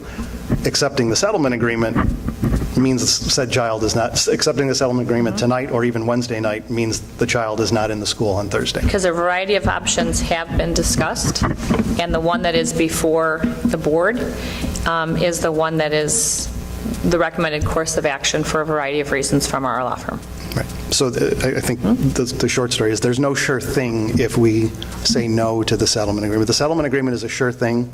Absolutely. We may not all be happy with things in the settlement agreement, but it is a sure thing for Thursday. Whereas other courses of action are not, which is why this was recommended. How's that for lawyer speak? But that's why it's a settlement. I'm sorry? But that's why it's a settlement. Right. That's why it's a settlement, right? And that's why this was the recommended path to reach the outcome that was desired, because it was, as Mr. Biaggi said, a sure thing versus other potential paths might not be. This is the recommended safest bet. Do you want to talk about safety? This is your safety net right here. So I'm not an attorney, I'm just a doctor. But I do know, I do have common sense. And in a situation like this, to protect the best interest of the other members of the district, meaning our students, I would opt for the sure thing, at least in my opinion. And the sure thing, as you stated, would guarantee the safety of our students. So that's my opinion on this. I think we still should hear from legal counsel and understand why we got arrived at this point. I think that we should still have some understanding of the answers to what is it behind this veil of secrecy, maybe a better understanding of the intent of the law. I haven't read the law, I probably wouldn't understand the law, but I can tell you that if our hired attorney is telling us to do something, we should listen to it, but we should also question them and determine, well, explain to me why. Again, common sense should tell me, provide me the answer, and without the answer, we don't really have any guidance. Even if we don't discuss anything else, I want the attorney to be at our very next meeting and explain to me why he's not here and somebody from his staff's not here. I could, we may take the most expeditious means, but I want that guy looking me in my eyes and telling me why he couldn't show up. I will let him know. So what is the board's desire? Why don't we take a poll and see if anybody wants to vote on this action item, because it is been presented and there is a second on it. So we have two options. I mean, Rick, I think you're in favor of tabling it? I'm very torn. Yes. I'm very torn because of the bird in the hand concept. Yes. And again, I think, frankly, I think we've already violated whatever arbitrary veil of secrecy the lawyers have put in place by saying what we've already said. Yeah, the whole thing seems absurd, but setting that aside, it's a sure thing versus taking a principled stand, I think would be a better characterization of going the other route. And there's a risk there, even setting aside the money. I mean, let's pretend that there's no lawyers involved at that point and it doesn't cost the district a dime. There's a risk that we lose, as in every lawsuit. We have a guaranteed outcome on one hand. I'm struggling with that a great deal right now. I truly don't know how I'll vote right now. I can't disclose that. You guys are having trouble deciding at this late date. I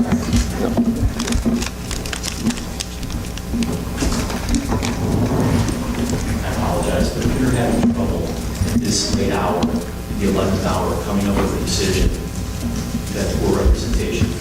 That's intolerable for the administration and the board to put the community and our children in this position because you abdicated your responsibility to individuals who felt that they had better things to do than to show up today. That's all. I agree. I could make a decision if they were sitting here tonight. That's.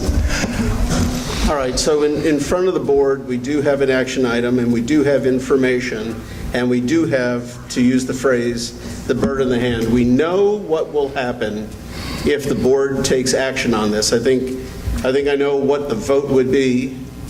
Yes? Comment here, question really. My concern really has less to do with this individual or this immediate issue that we're talking about right now and what is to come in the future, because clearly, as it was said earlier, like trust has been violated. Like there's definitely a trust issue between the parents and the, I don't know what you'd call it, administrators, the board, whatever it is. We need to think about how this should be amended for the future. And if we make a decision tonight, or if you guys make a decision tonight to go forward with this settlement, which to me, and again, it's hard because we're reading in between the lines here, and I know that could be completely false information. It sounds like money to me.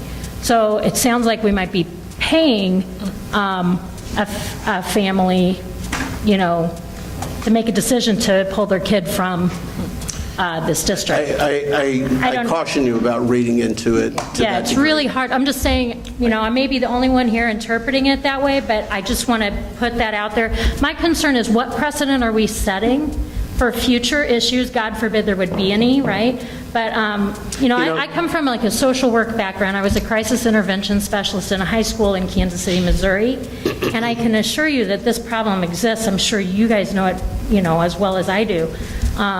I would love for this to be the only episode that we ever encounter, but in all likelihood it won't be.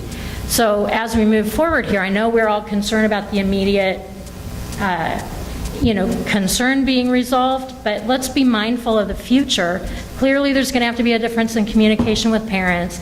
Clearly, maybe legally, while I would never encourage this board to go and behave outside of the law, there's a time when the law may need to change, and there may need to be, you guys may need to be the leadership that steps up to say, hey, we're protecting the wrong side here a little too much. The scales are out of balance. And I do expect that of it. I know there's a lot of good leadership on this board. I support this board to do that, not to just say, well, we're going to do whatever our lawyers tell us here because we don't want to get sued. I don't want to get sued. And I'm sure you'd take a lot of flack for that if that happened. But at the same time, we got to do what's right. So let's not lose sight of what's right so that we don't get sued or so that we protect, whatever. I get the privacy issues, but, let's just keep our eye here. There's a bigger issue besides this one specific incident, and I really want us to not lose track of that. So that's all. Thanks. Right, and I appreciate your comments, but the board is in board time now, so we're really not going to accept any more public comments. We need time to discuss this. And you're here, you're participating, but this is our discussion time now. And to that sense, I've been here, as I said, a long time. I can rarely recall a settlement or a finalization of a situation that doesn't contain some level of settlement. There's very seldom does anything ever come back and it's clean, cut and dry. This is what we're doing, boom, done. Once the attorneys on both sides get together, it's always how do we mitigate this? How do we cut time? How do we cut expenses? How do we do the best thing for the district and solve the problem and make it go away? And I would say the latter, Tony, Dr. Burley, those are the two that the lawyers were working on. They were working on the best outcome for everybody in the district, and it wasn't about the time or the money. They were willing. We've been working on this for a month. Yes. It's been a lot. Hours and hours and hours have been put in to get us to this point. And they did have the best interest of the district. That's why it took so long to get to this point, because there wasn't a clear and easy path, as you can imagine, or at least I hope you could let yourself imagine that this has not been easy for the district or for the family involved. It's taken a lot of time. Work on it every single day for a number of hours, but they had the best interest of everybody in the district at the center of the work. And being part of this for years, I absolutely agree with that, because I have seen the resolutions and I have seen the end results, and it always is in the best interest of the district. Now, that being said, you've got a situation here where the board perhaps doesn't understand, because we don't have all the behind-the-scenes information. We don't understand how this arrived at this situation, that this is the best interest for the district. I'm sure it is. But we would like to know the whys. And it's one of those things, it's interesting work when you work with the board because there's board work and there's administrative work and there's always a delicate line in between. The back and forth and all the work with the attorneys and the families involved, that's administrative work, that's lawyer work. They support us, they guide us because they have expertise in that area. The board typically comes in after the lawyers have done their work, the lawyer work, which is to reach a settlement that is sound, that's good for the parties involved, that has administration's desired outcomes, within it, and the board, then takes action typically on what, the lawyers and administration have recommended, because that's their role within this scenario. So I would respectfully disagree with that, because if that's the case, then we don't really need to be up here. Then we're rubber stamping what's been brought by the administration. If this board's job is oversight over the administration in the district, and really how that should play out is the board gives direction on where they want the negotiations to go, what they're willing to accept, what they're willing not to accept. They direct the attorneys, the board directs the attorneys at where that goes. The attorneys either get the deal or don't get the deal based on their ability to get that deal, and then they come back to the board and say, okay, we weren't able to get everything you wanted, but here's what we did get, and now, board, it's up to you guys to decide whether or not you want to accept this or reject that. That's the process, not where we just sit here with a rubber stamp all day. Now, I was going to say that is a different process. I think we have a philosophical difference then, because I wasn't elected to rubber stamp stuff, and I don't think the other 6 members up here were either. We're here to ask questions. We're here to question why we've got to this thing. But, understand from the other position, if the lawyers were instructed by you to go in, and I'm talking just hypothetically in a general, this has nothing to do even with discipline, but you could take the teacher's contract and include it in the same way. If they were to go in and to discuss or negotiate a deal on whatever it was based on your direction, and then it comes back to the board and the 7 of us say, we don't want that, that's ridiculous, we won't accept that. It turns out you were then negotiating in bad faith because you never had authority from us to do that in the first place. So it's a legal issue. It's the same thing here. It's no different. If the board were to come back tonight and vote 4-3 or 6-0 or 6-1 or whatever it is to say no to this agreement, it could be deemed as you were negotiating in bad faith because you never had the authority of the board to arrive at that settlement in the first place. That's a basic premise of contract law and negotiations. So it sounds like we're at a philosophical impasse right now, because either the board gives direction or you give direction, but the board isn't here to rubber stamp stuff. Right. None of the boards that I've been, this is my 4th board, and none of the boards have been rubber stamp boards. Rick, just one point of difference. Teacher contracts, there's 2 board members. Right, no, I know, and that is a different, right. And those 2 board members are constantly going back and forth. And that's the way it should be done, absolutely. That's the way it should be done. The Absolutely. board is fully apprised on any materials that come out of it. Mark, you can ascertain that from the current contract that we're dealing with now. In this situation, the board has been out of the loop. Right. And I agree with you. Not that I think we would have changed anything. Probably not. Maybe Probably not. Right. I think that this decision ultimately will prove to be in the best interest of the district. I just think that we were out of the loop on it. Right. And we dodged, well, again, we don't know if we've dodged, I don't even want to use that term, but if we've avoided a bad situation tonight, because if this board were to either say no altogether on this settlement agreement, which we don't know because we haven't voted yet, we could be at that unfortunate situation where they could come back and say, wait a second, you were negotiating in bad faith right now, and they've got potential claims, causes of action against us. If our lawyers were here tonight, they'd be telling us that right now, but instead I'm doing it. It's very, very frustrating that we are put in this position where we did not authorize, and I'm not saying that what you did was wrong, because that's not my point, but you didn't have authority to negotiate that and then bring it back to us and potentially us to shoot it down. Then we would be in a much bigger mess than we're even currently in right now. That's the problem. And that's why we're here talking about this. Again, I'm struggling with it immensely internally right now as to whether or not I think it's the right thing to do, because again, we have a bird in the hand, and I completely agree with that, and I don't know that I would have done a thing differently. So I want to make sure the distinction's made. I'm not suggesting you did anything wrong here, but I think it's the process that needs to be addressed. All right, that being said, one of the ways to get around some legalities is either we vote yes for this or we vote no for this.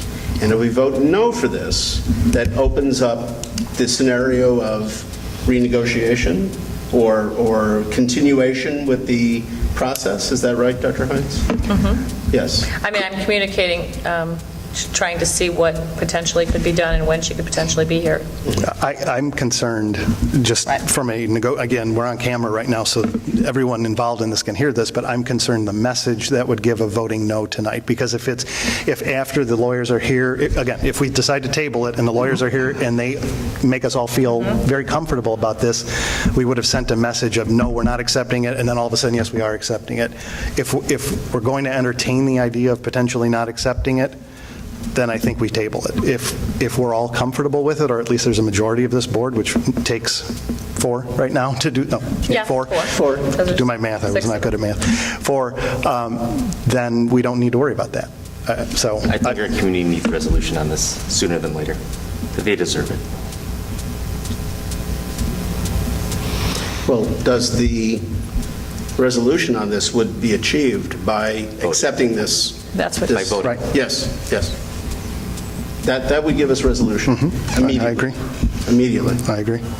That doesn't obviate the questions that you have, but it would give resolution to this entire issue now.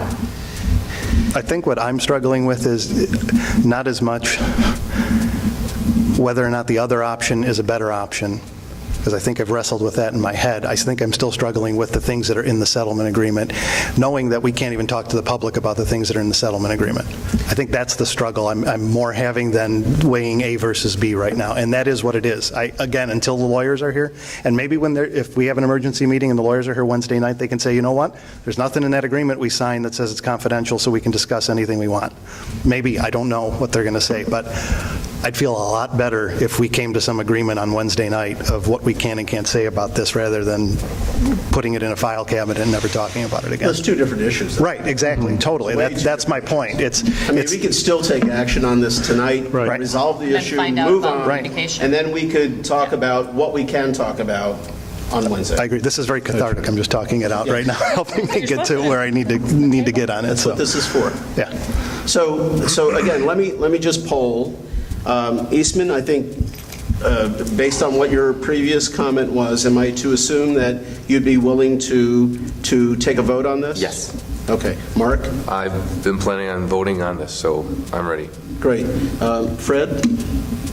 Are you prepared to vote on this as well? Yes, I think I am. Larry? Yes. I am as well, and it's up to you. And I am as well. I'm prepared to vote. Okay. Yeah, I'm fine with that, and that's certainly the will of the board, and I think. And again, I want to make very clear, your points are well taken, and I think they need to have clarification, and we will have clarification. And if there is some statute that prevents clarity to this, I want to hear about it. And if there's not, I think everybody should know what this is. Okay. That being said, we have a motion, we have a second, we're prepared for voting. Fred, let's start with you. Am I reading the motion?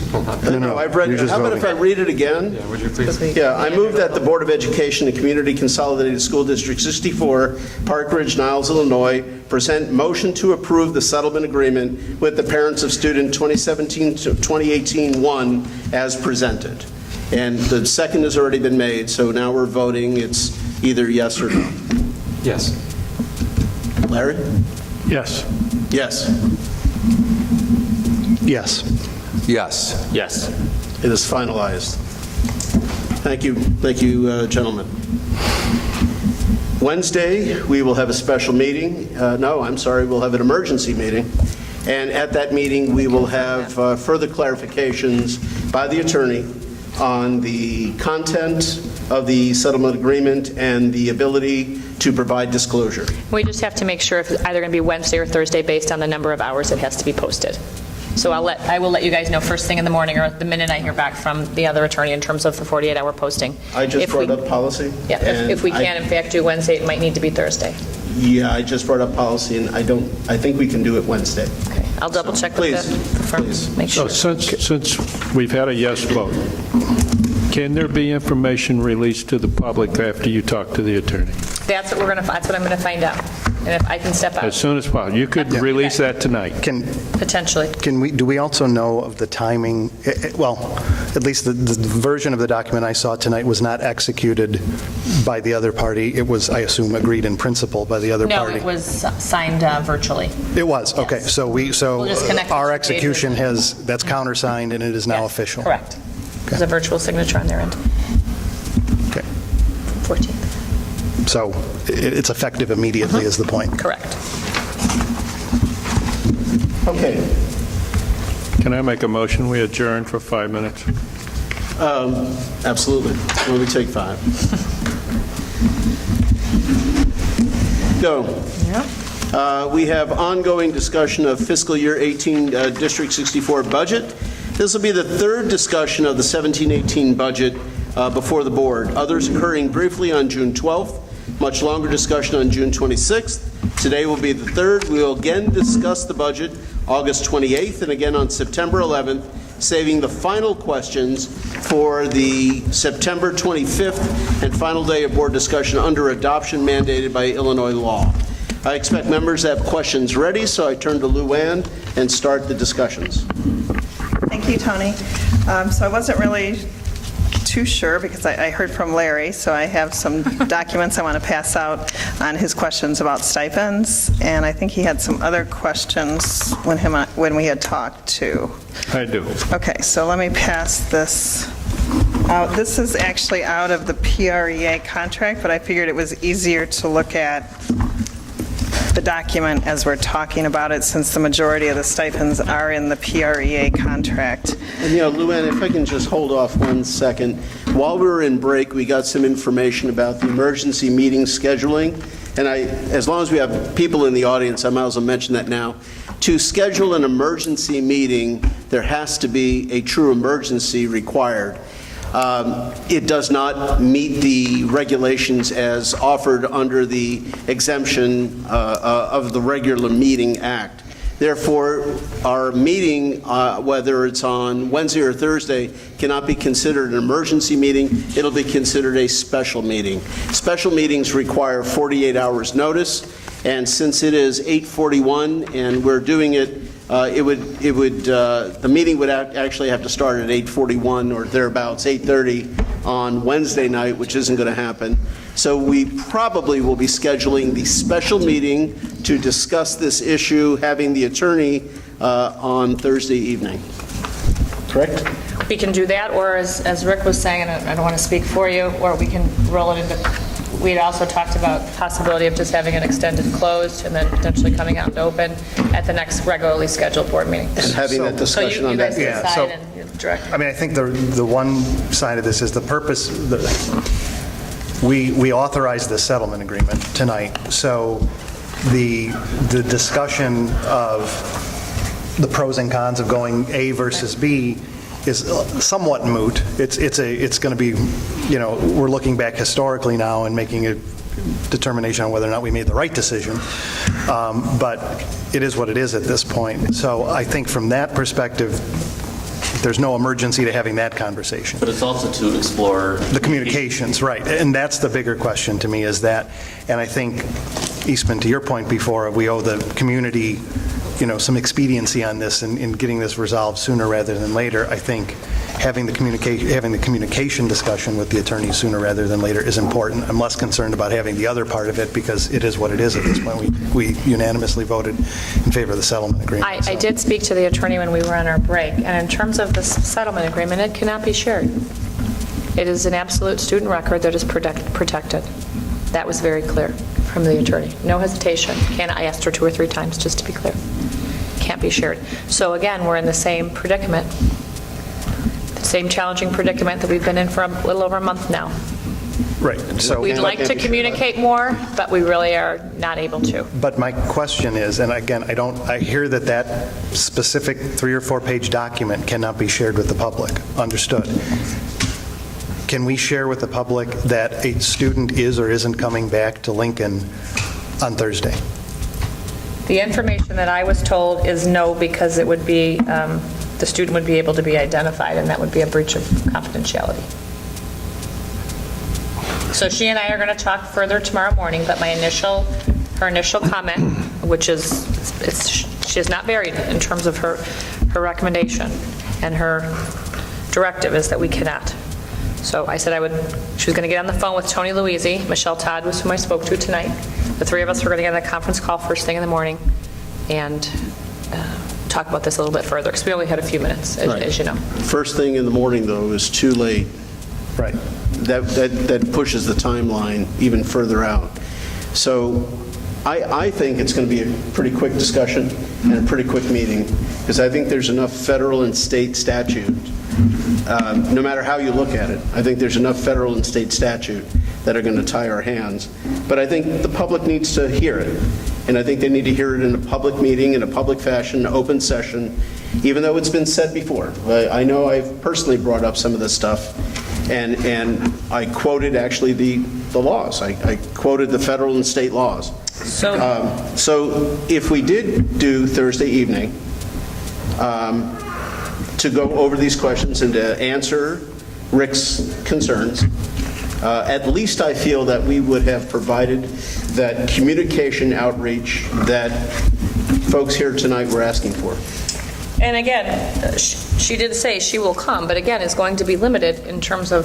Yeah, oh yeah, absolutely. what she's going to be able to say. Right, but we're not talking, I mean, I think what I heard the board ask for is not a conversation of this particular incident, but generally speaking, what we can and can't communicate in the context of a student discipline issue. I mean, again, reading the Student Records Act, I don't understand how we can communicate that a kid in 4th grade at Lincoln or at Washington has strep throat, and that's not somehow violative of that law. It seems to me like it is. Are we allowed to say more when discipline. Are we allowed to say more? That doesn't say discipline in Illinois Student Records Act. On our campus? Pardon? Are we allowed to say more when things happen on our campus? No. No. I think actually you can say somebody had strep throat. I don't think you can say Mary Jones had strep throat. So, no. Right, so you could say that a kid's been expelled or a kid's not been expelled? I don't know. You cannot say a kid's been expelled. Because it's discipline. Yeah. And for that reason... Can't say it. Stop. Yeah, let's have the attorneys in. For that reason, we need to have this discussion For that reason, we need sooner. to counsel at these meetings. I want to express again my frustration that, we are one of the largest public bodies in Niles and Park Ridge. We hire probably the most employees. We have the largest budget, yet we're the only one, Park District, City, we're the only one that doesn't have counsel at these meetings. I expressed to you before I got sworn in that we should have counsel at these meetings. We continue to have these issues where we go round and around, and the meetings go until 11:40 at night because we don't know the answer to it, or we duck into closed session. We need to have a decision and have a motion about whether or not we're going to have counsel at these meetings so that we don't have 2 meetings in 1 week on an issue where we should have had decided tonight. We should have had counsel at this table. The issue was brought up the evening that Tony Loisy was here and gave the orientation. And that was brought up, and he mentioned that there's a cost involved with that. The discussion didn't go beyond that point, but the issue was brought up. Now, the board hasn't made a decision on that. Now, I don't know whose fault necessarily that is, but you're right. We need to decide what we're going to do. Now, do I think he needs to be here for every single thing? No. But I think certainly for issues that come up like this, certainly would have been a good idea. Now, that being the case, he will be here and at our next meeting because there's obviously questions that have to be answered. So the question is, do y'all want to meet and have a special meeting on Thursday evening where these kinds of questions can be answered and provide that level of communication to the public, or do you want to roll this over to the 28th? And I'm totally leaving up to the board, whatever your desire is. Frankly, yes, it's an inconvenience to us, but I think we owe it to the community, and I'm perfectly fine with coming here Thursday night. Do I think it'll be a long meeting? No, I don't. But I think that it will help clarify things. So I'm okay with that. That's one vote. There are 6 other members here, or 5 other members here. Whatever you'd like to do. Gentlemen? Larry? I'm good. All right, good. Eastman? Sure. Great. Mark? I have no problem with that. Good, we have a quorum Thursday already. meeting? Fred? Thursday meeting? Sure. Great. Yep. All right. And we'll do it. And that's the only thing noticed up on the meeting, special it. meeting. That's it. That's all we're talking about. That's right. And it'll be an open. That's right.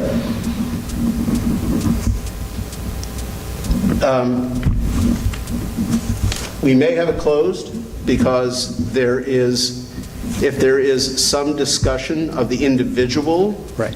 that obviously will have to be enclosed. But I think that this discussion certainly will be in the open. Right. People want to know, they want clarity. Now, at that time, Fred, please bring up the concept of having the attorney present at more meetings. Okay. And we will get that finalized on Thursday evening. Okay. I don't like leaving things hanging. I would ask if we're going to go down that path, I'd like to see this go out to bid. Me too. Right. I don't know what I haven't seen our contract. Are we under contract with them right now, or is it just, month to month, day to day? No, we have a contract and a retainer clause, and everything. I can pull it. No, but is there a term to it or is it just ongoing? Is it just there's an ongoing, engagement letter? Okay. So I'd like to see if we're going to do that, because no way is it not going to result in more money. Last year we spent, in this budget we're looking at tonight, we have in the budget $300,000 for legal. Right. That's what this law firm is getting. It's going to go up from there. It's going north of there if we have them at every meeting. And so I suggest we go out to bid for that.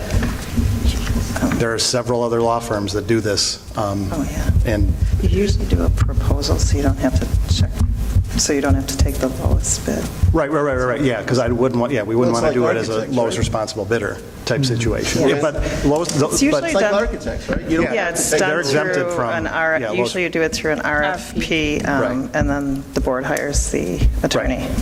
Right. Okay, so we're set for Thursday.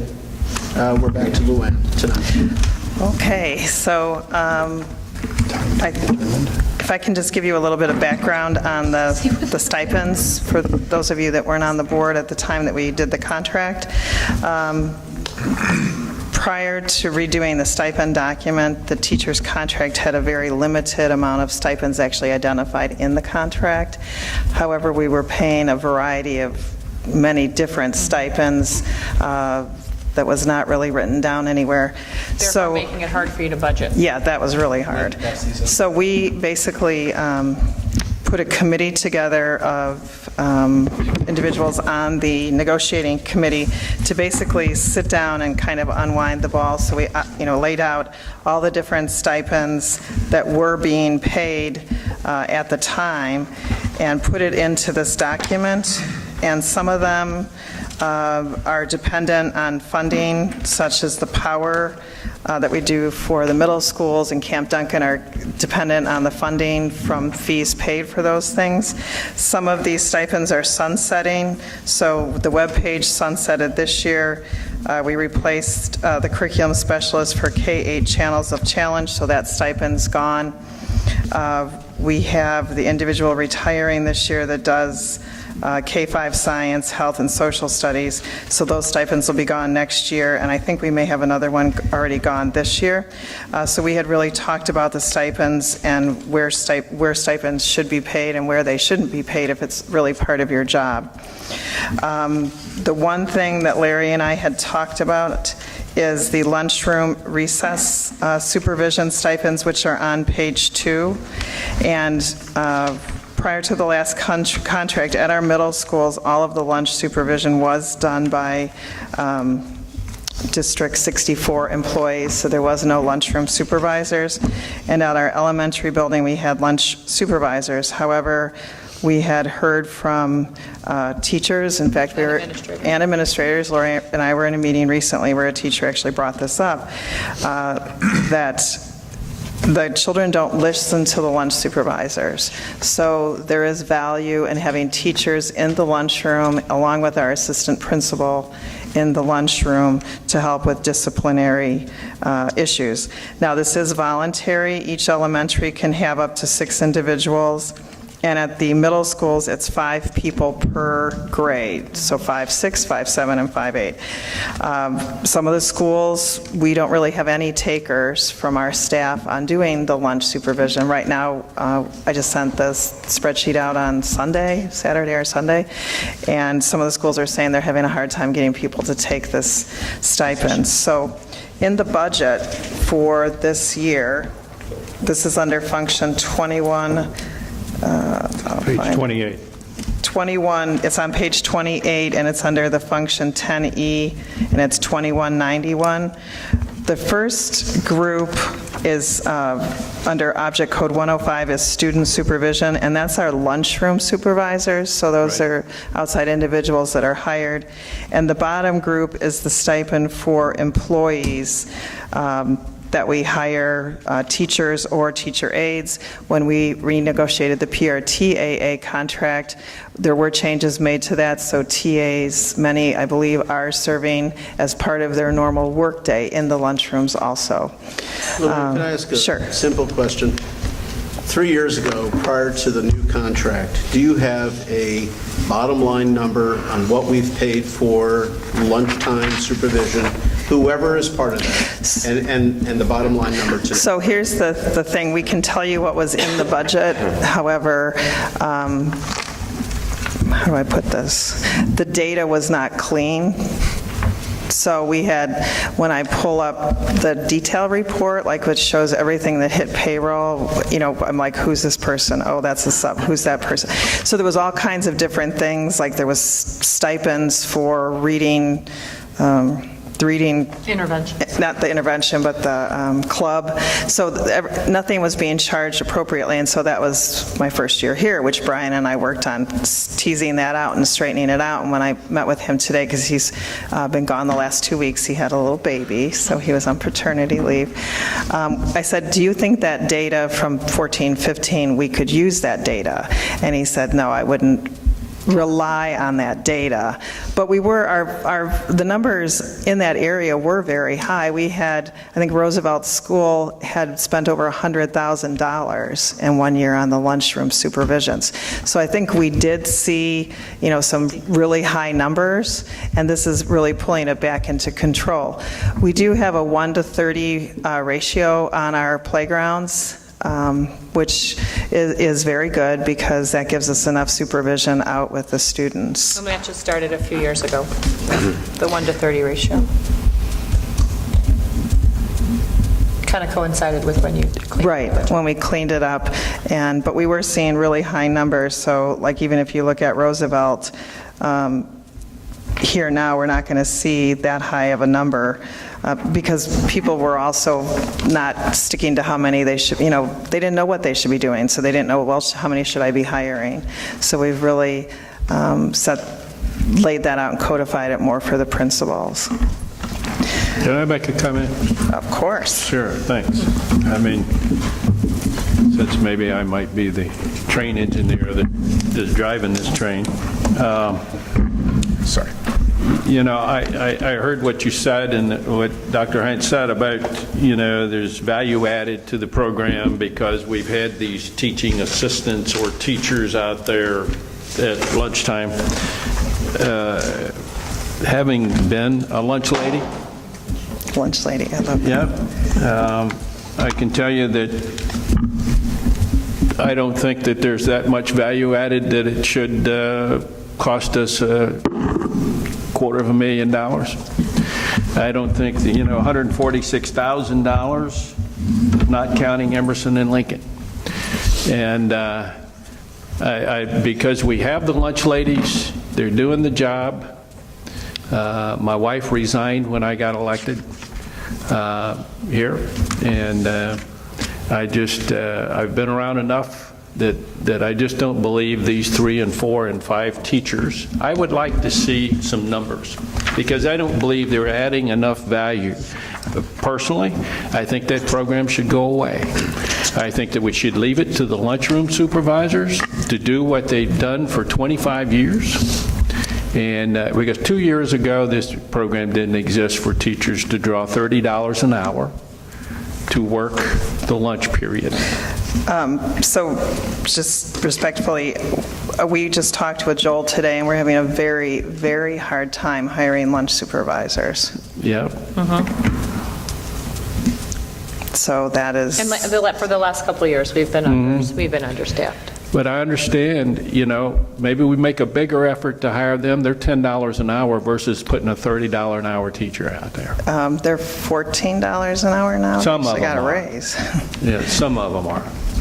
But some of them are a little bit more than that. I mean, some of them have been there 25 years. So maybe you need to hear from some of the principals. But this is a tentative budget, and I'm making a request that we take a serious look at eliminating that $145,000 from the budget, and we take a good hard look at trying to balance this budget. That's in the teacher's contract. I don't think we can take it It's out of the only budget. there if we use them. There's nothing mandatory in the teacher's contract that says we have to have this program. Correct, and we will probably have a combination of lunch supervisors and teachers, because to Luann's point and what the principals have been reporting, they've sent information out to their teachers, and the phone lines aren't burning up in terms of the teachers wanting to do the duties. The vice principals, and I think I had this made pretty clear to me not too long ago, that it's their responsibility to administer discipline during the lunch program. When I brought up about a lunch lady having an issue with a child, and I was told very clearly, take it to the vice principal.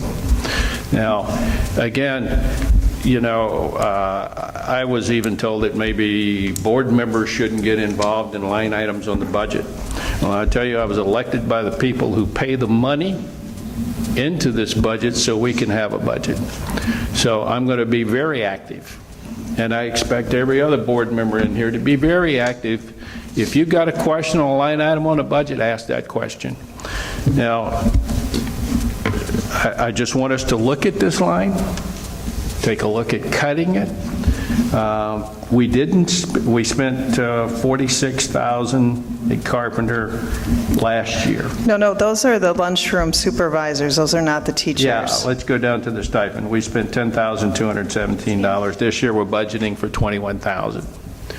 So why don't we go back, and even though that was only through April, I don't know what the number was through the end of the school year. That's through April 30th. But let's see what the number was for Carpenter through the end of the school year, because all the numbers I got are dated April 30th. And go back and look, and let's budget for what was spent. Or let's look at ways to even lower that. If we can hire more lunch ladies at $10 and $12 an hour, I would rather see them out there than $30 an hour teaching assistants out there. Because most of the teaching assistants are younger, and I can't believe that you're getting more discipline out of some of those I've seen than you are out of some of the older, crusty lunch ladies. The TAs are actually paid $22. They're not paid the same as the teacher. 22. And I think there's a lot of them doing part for free because we put it part of in the their new schedule. contract. Yeah, so that'll be a change, Larry, too. We'll take all the free we can get. Right, exactly. That was a goal. We worked very hard, and Tony, you were on the board, and Mark, you were at the table and in the caucus room when we were talking about the concept of pyramiding. And it was one we spent many, many sessions about, and it gets to that very point. We can schedule them in and not pay them to do the work because it's part of their job assignment. And then they have a duty-free lunch at a later time. So it is a free service, if you will. If the contracted teachers aren't already taking the lunch supervision duty at the published rate, then we're actually not hiring them because no one's taking the job. We have some schools that people do take it, but I have other buildings they don't. And typically in the past, it's been a combination of all three things: a teacher or two, a couple teacher assistants, and then some lunchroom supervisors. It's just really who's expressing interest. Some of the schools, like Franklin, for example, last year was understaffed for the better part of the year. They just couldn't get anybody, lunchroom supervisors or otherwise. is I think interested in doing the Carpenter's job. another one. So that raises a couple of issues for clarity for me. Number one, if we understaff that position, which is a supervisory position, do we incur any liability because we don't have enough staff supervising? Yeah, potentially we could. We've got over a couple hundred kids outside at the time. We have to have the right amount of supervisors. One of the things we've talked about through the writing of the comprehensive safety and security plan is the notion of active supervision and having people in quadrants, and I think it might address some of the conversation that Larry had with Luann in terms of, boy, I've seen it in the past where they stand together and talk, and they're not necessarily actively supervising children.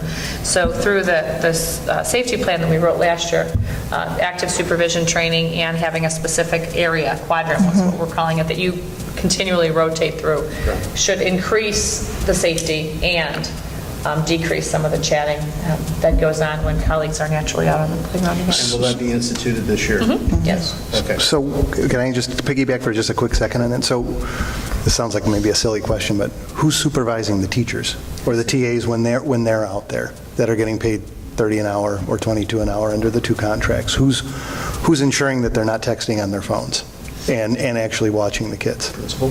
But the principal's gone, right? No, I would say it's not necessarily. A lot of times the assistant principal's out there, but not consistently, because sometimes they're in the lunchroom or sometimes they're in a discipline situation. So it really is an honor system. It's a good question. I mean, it really is. I can answer the question for you. Everybody's doing their own. I just want to say anecdotally, I mean, again, been here a short time, but been in the school district a long, long time, and I've heard this it is the number one thing I hear from people, from parents and from the other lunch supervisors, is that the teachers and the TAs are not actually supervising. They're texting, they're running across the street to get Subway. This is their gig for lunch that they get paid extra every day of the week.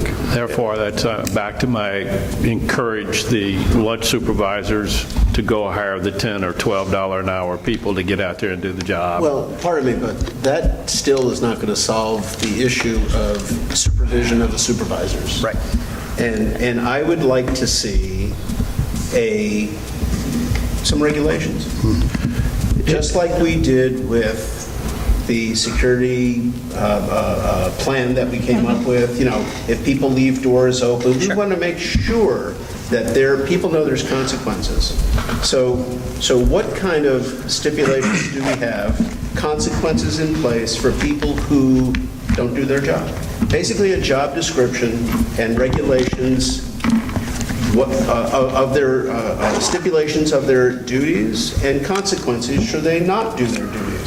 And that would include all three levels: teachers, assistant teachers, and hired and lunch supervisors. So I think if we had that certainly would clarify or crystallize what Larry is getting at. And then, whether you plug them in at $30 an hour or 15 or 5, that's a separate issue. But they need to be regulated so that we know what is and isn't happening. And I think that will answer some of the concerns that comes up in the community, because you're absolutely right. I've heard that for years too. Let me add this. Here's the big problem. We'll have 4 teaching assistants out there, and we have 14 lunchroom supervisors. And we have a head lunchroom supervisor at every school. Okay? And she supervises the other lunchroom supervisors. But the teaching assistants have no supervision. That supervisor, who whether it's the Pat Keaties of this world, whoever it is, has no oversight on the teaching assistants. And that's where the separation is. They're lounging around outside at whatever their salary is, while the lunchroom supervisor is out there walking past them saying, gee, you really shouldn't stand together, going over to the other lunchroom supervisors where she has some authority in making the move. Now, you're right. It's hit and miss by school, because I will tell you that Brett Baloff's out there every day and looking after his lunchroom supervisors. I've been there, I've seen it, and it's total missed at some of the other schools. But it's hit and miss. But the only thing I'm here because this This is a tentative budget, is to add, I've got lines, and we can go through them very quickly. I want you to look at this, because I volunteered at every school in this district except for one or two, and I just want you to take a look. We will. You know, because we owe it to the taxpayer, and we owe value-added dollars to the education of our children. That's why we were elected. Larry, can I just piggyback on something you said much earlier, which is, because I think we're kind of overlooking maybe the big picture here. We've been presented with a budget, which, again, we can argue one way or the other in this, but it has excess revenue over expenditures. I'm sorry, excess expenditures over revenue, one way or the other. So philosophically, I think as a board, we need to, one, come to the decision, are we okay with that? And if we are, fine, we could still go through line items and talk about whether this one makes sense or not, but then two, if we're not, then that kind of is the baseline. Like, we know we're going to have to knock off X off the budget in order to get where we want to go. And I don't think the boards, that's part of the reason I wanted to be here tonight, is just to have that philosophical conversation that really isn't a question for you two, it's more of where we want to be on this. And if we're in agreement on that, that is what it is. Well, if I can jump in at this point, having gone through this a few times, I suspect that this budget is not yet completed. It is still being massaged. We're still hiring people. You're still hiring people. You still don't have a budget. You don't know what all the numbers will be. Right, as Larry said, it's still very tentative. It's very tentative. And I've seen some spectacular jumps in the last month. But that being said, you knew this would be a tough year. Because we have expenses this year that will go away. They're one-time expenses. So I think one of the ways that you might be able to appease some of those concerns is take that one-time expense that we absolutely voluntarily decided as a board previously to accept for this 1 year, knowing that it's going to benefit us in years 2, 3, 4, 5 down the road.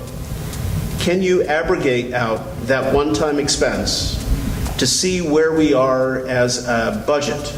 And if we are in the positive, absent that one-time expense, I would say that's probably a pretty good budget, because that one-time expense, though it may take us into the red, is going to keep us in the black for the next 3 or 4 or 5 years down the road. How long does it take to pay off, for example? You could run it out, because it is it's the removal of the highest paid teachers and replacing them with at the low end. So you've got years before those salaries increase to replace the individuals that they, so you've got probably 6, 7, 8 years. Well, probably. during negotiations, we had shared that with the board, the spreadsheet showing if this money retired, what the savings were. First year, second year, and the spread was going to be dependent on what you're replacing them with. So if you're replacing them with an entry level, you've arguably got 20 years. So most of the hires we've done this year, so the ones going out, we're earning about 113. Right. We're hiring the majority of the teachers I'm seeing put in are right at the BA1, so at the 50,000. So you've got at least 10 years.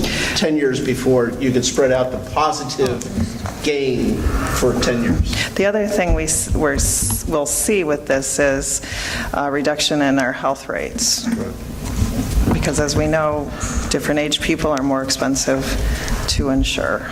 So again, going back to my original premise. So we can look at the one-time expense. So there's not only the what I call termination benefits, but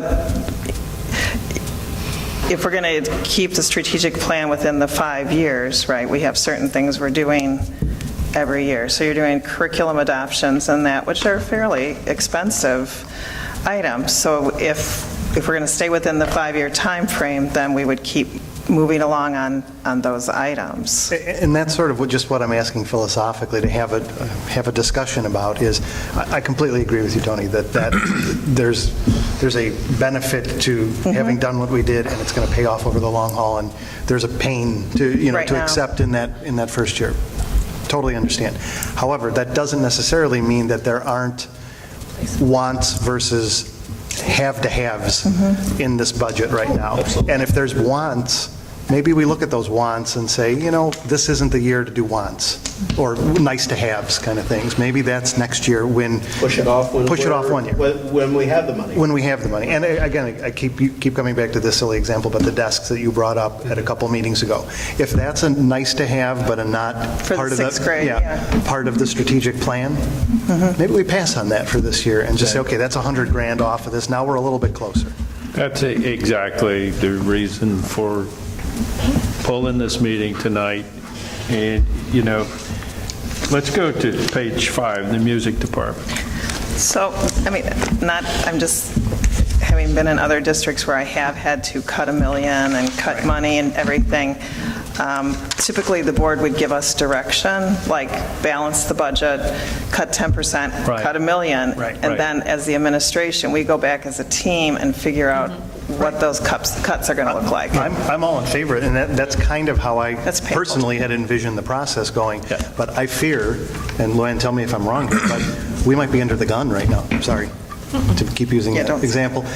We're under pressure right now to get this thing done because we have a legal obligation to get this passed. So we can always, we pass the budget, but as we did last year, we did an amended budget.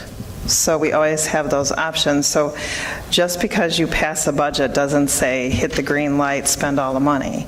You always have the option of doing an amended budget. Right. I just don't want to, Yes. I just don't want to turn this into a situation where on the 11th hour, we're coming to you and saying, guess what, get $1 million out of the budget.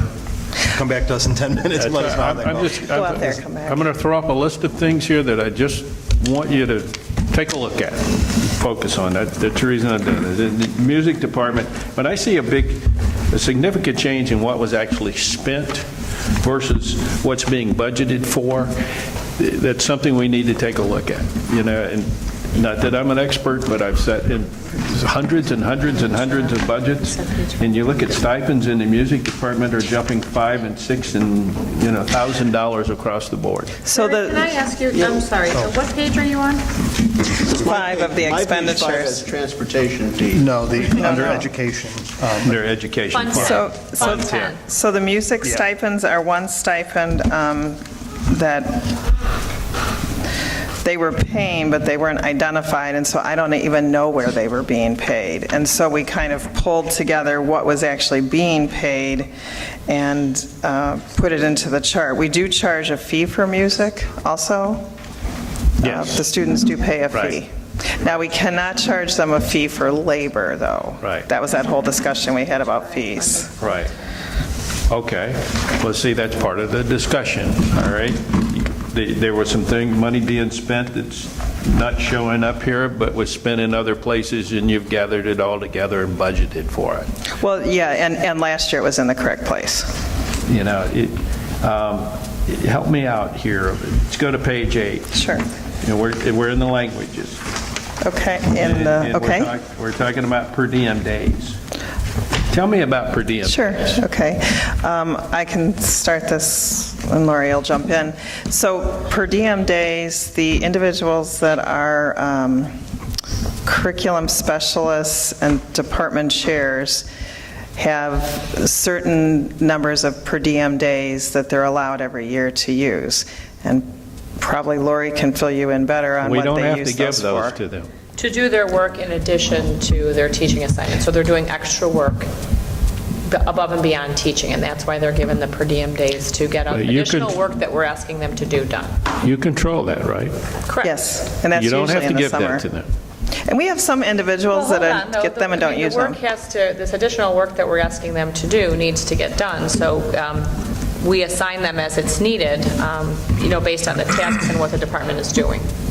So they have to justify it. There has to be a need, and that need is typically identified by Dr. Lopez, who oversees, the curriculum department, based on whether it's common formative assessments that they're writing or a new curriculum that they might be writing. They're doing additional work above and beyond their teaching responsibilities, and they settle on a number of days, and that's what they're paid. And a lot of that occurs in the summer. Okay. Dr. Lopez is controlling that. Correct. You being District 64 Administrative Office, you're controlling that. Oh, yes. Yeah, well, I understand. And that answers my question. Okay? And there's a little bit here about, on the next page, page 9. How is it, tell me about paying or reimbursing staff and teachers for mileage in travel. Sure. So, and this is the IRS, actually. If individuals are driving their own personal cars, so I go to Naperville, right, I'm driving 50 miles round trip, I'm not even charging you for my tolls, but I'm using my own car. So you're not buying the gas for my car, paying the service for my car, so you pay the IRS rate for reimbursement. So we have staff that travel between buildings for their job. Their job is in different schools, and so they have the ability, we have a set out the mileage chart that they have to use, and they can charge the district for every trip they make between buildings. So you're telling me that we have staff whose job is to go to these buildings, and in addition to their salary, we're paying them travel to go from building to building? It's only the IRS reimbursement rate because they're using their own. We are saying that, and so we have teachers that travel sometimes between 3 buildings to do the court, and that we do because we can run a tighter staffing plan by having folks travel than trying to find a 0.3 for one building, a 0.4 for another, and then a 0.2. So we have traveling staff. Do they get a release point for the travel, the hassle of travel?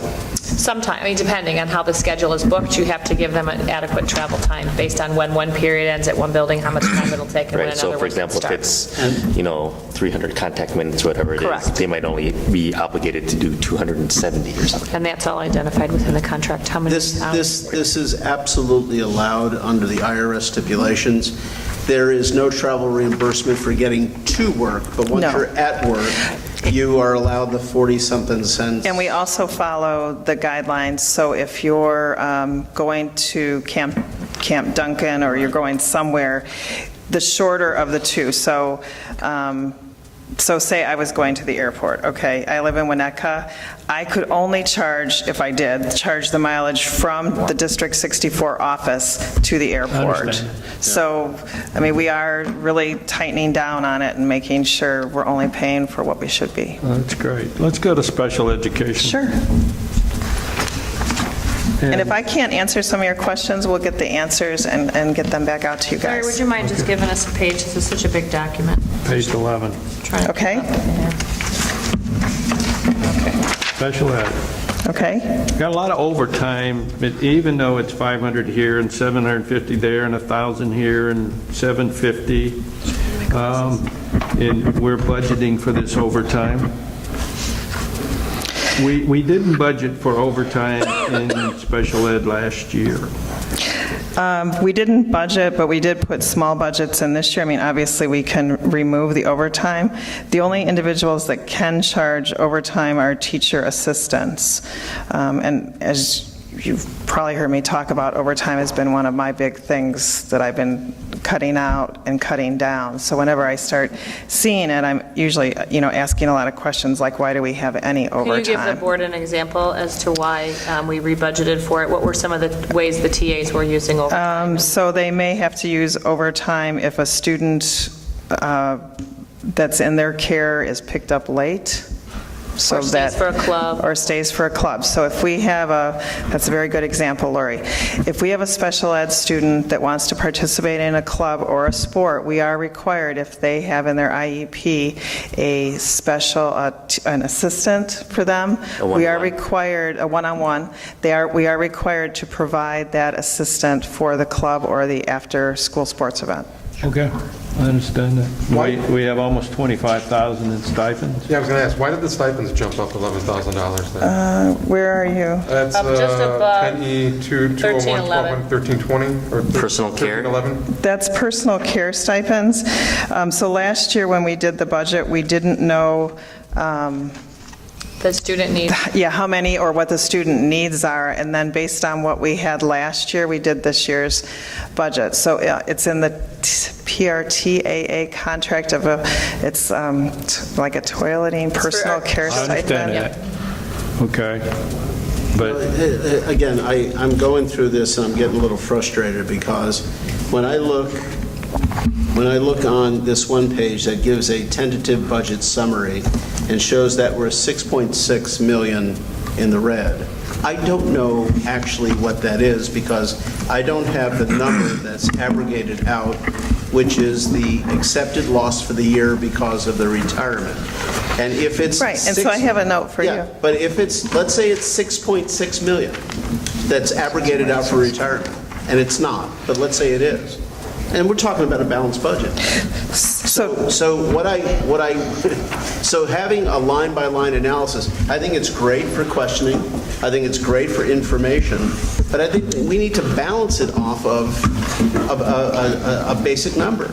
I need to know what we're really talking about. So first, Tony, only look at the operating funds because the construction is separate below the line. So we really only want to look at your operating funds. So 6.4. No, it's the 1.17.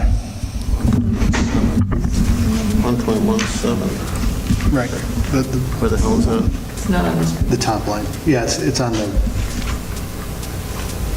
I think it's the one before that. But to set the record straight, I'm not going line by line. Okay, if we go line by line, we'll have to bring sleeping bags in here and be here 3-4 days. So let's make sure we get that right. But I do have a note, and I can tell, if you want to know what the termination is in this year's budget, it's under Joel's function. So we are planning the incentive, and this, obviously, we will update because we just finished paying out the teachers, $744,000, and retirement sick payout of $42,000, which I already know is going to be less than that because we only have 4 teachers, I believe, getting retirement sick payout this year. So the 744 was the incentive for them to retire the first year that they're eligible. So that is a one-time expense for that year. But back to special ed, we spent $165,000 or so last year, and this year we budgeted for $205,000 for sub-sick. Are we planning on having a lot of sick people in special ed? Just above that, the end of that function area. I can ask Brian why he increased that one so much. 1323 number. I'll ask him, okay? Okay. Page 17. We're looking at let me just write clubs. that down. 1 second there, she's making herself a little note.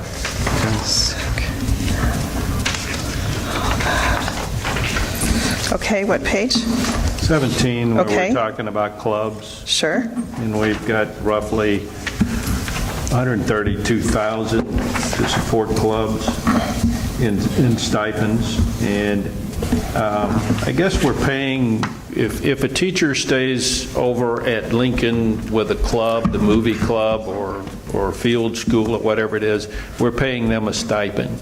Correct. That is correct. To stay there. I mean, they're not doing this as, although they have to volunteer to draw this stipend, but they're not staying late. You're correct. Yeah, I mean, we don't have any more Miss Alvaray Denhams when I went to school and she stayed there, And She lived there. Yeah, No, right. I don't have that. No, you are very correct. So, and we actually spent, $475 2 years ago, or actually last year in 2016-17. And this year we're budgeting at Franklin for $7,400. Okay, so how the elementaries work is they're allocated, it's on the first page of the stipends, up to that amount for clubs. And at the elementary buildings, it's not used, obviously no one used up to their budget last year for clubs. Yeah. Well, that's a good thing. Yeah. So in the elementary schools, we're budgeting almost $28,000 and almost $36,000 in Correct, in the middle schools. And maybe we don't necessarily need to budget that much. Okay.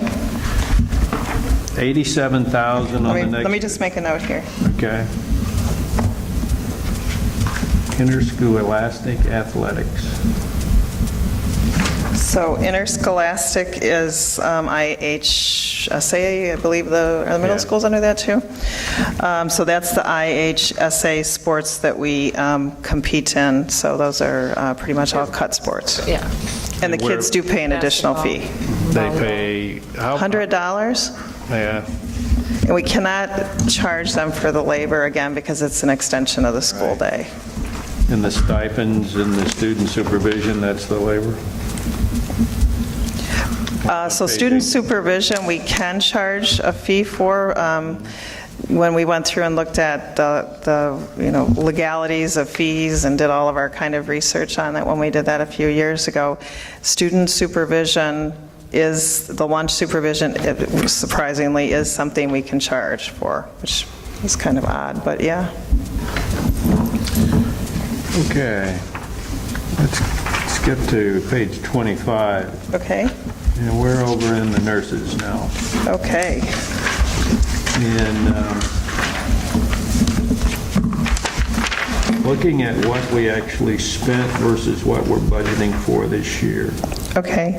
The board had approved, where are you at, Larry, exact where?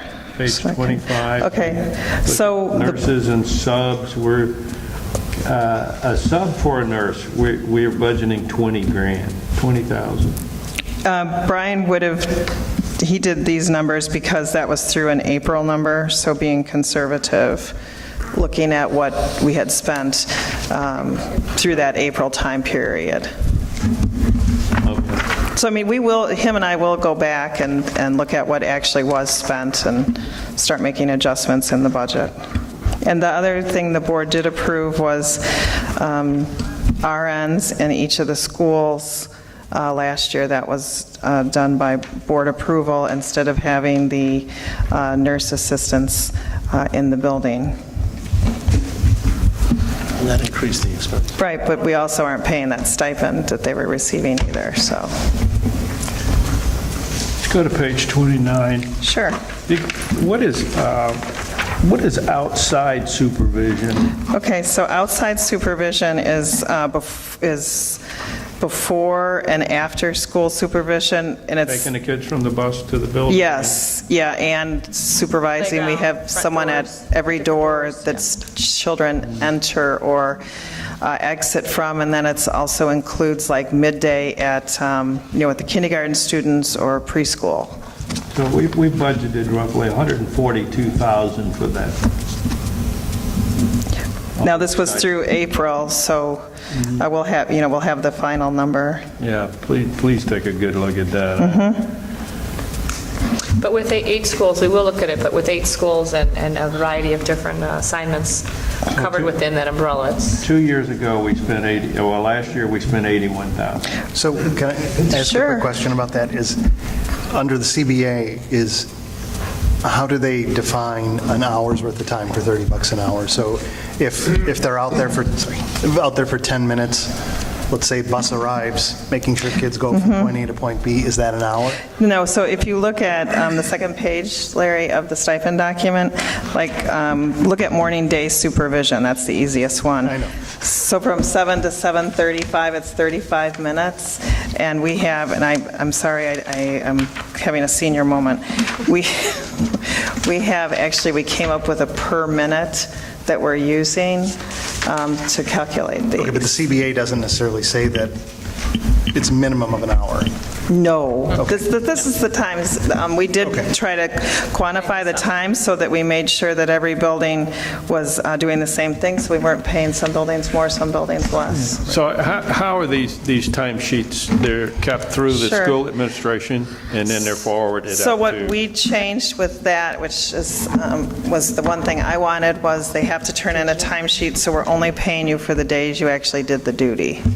But it is a timesheet that the assistant principal or principal typically signs off on. Yes, they do sign, and it comes over to our office, and they are scrutinized.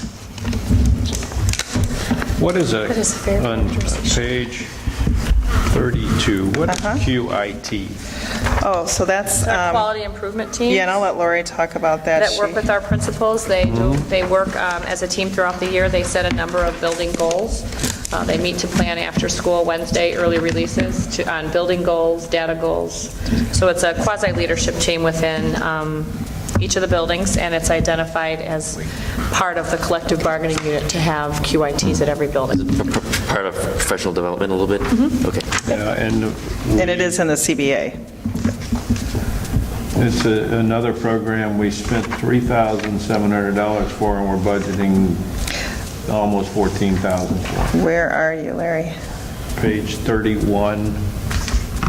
We're looking at subs and professional development. So the thing about the QIT is it is called out in the CBA. So typically if it's called out in the CBA by a dollar amount, that's the amount we put in the budget. Not necessarily that's used up to that amount, but they can't exceed that amount. Because with the budget, yes, I mean, I'm going to show you guys the results, some, unaudited results. I have that to show you tonight. And I think Tony will be happy because we're not seeing those, although maybe you guys wanted 5 million, but we're not seeing those huge swings that you used to see because we are trying to budget much closer. Because you're doing a zero-based budget. Right, and so, but we also don't want to, in the end, have a little surprise for you, like, look, surprise, higher expenditures. I know, I don't like those. I do not. Okay. Move on to page 32. Let's talk about the libraries or the LRCs. So what happened at Lincoln that caused us to go from 68,000 to 103,000? Lincoln. Okay, so that the teachers are paid over a 12-month period. They work their year, but they choose to be paid over a 12-month period. So their salaries for so they're paid through August. So how do I explain this? They work so say they work a 10-month year or 185 days, right? We work 260 days, right? That's a normal work day. So their 185 days is spread over 260 days, their pay for that, and they agree, sign that they want to be paid over a 12-month period. Well, all of those summer pays hit on June 30th, so we run all of the pays for June, July, and August, and then we have it all run, so it goes in the correct fiscal year, but then it's not actually released until the correct paydays. So that's why the salary looks so small in April, because we had to run 2, 4, 6 summer payrolls. April, so there was May, and then 6 more payrolls. Okay, so 103,000 is probably That's more her correct. salary. That's, yeah. Wow. That's a pretty good salary for the LRC. Okay. What is, explain library collection to me. You're in 430. Okay, so library collection is books that are purchased to replenish our library books within each library. Do we have a large amount of books in the libraries that they don't get back? If we don't get them back, we do charge for that. So we do charge the students and do collect that fee. Okay. But I haven't seen it be like outrageous. I wouldn't say it was large. No.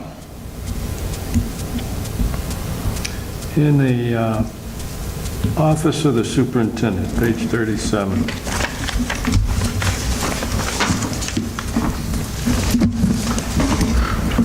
Let's go to, how many employees is the Office of the Superintendent?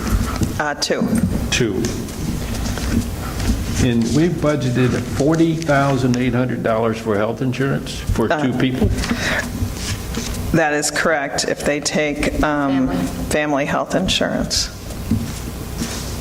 And we're $40,800 for 2 employees? And they have our administrators that have family insurance. If it's PPO, it's around, what, 29? Our insurance is incredibly high in this district, and it's not because of the insurance, it's because of our experience.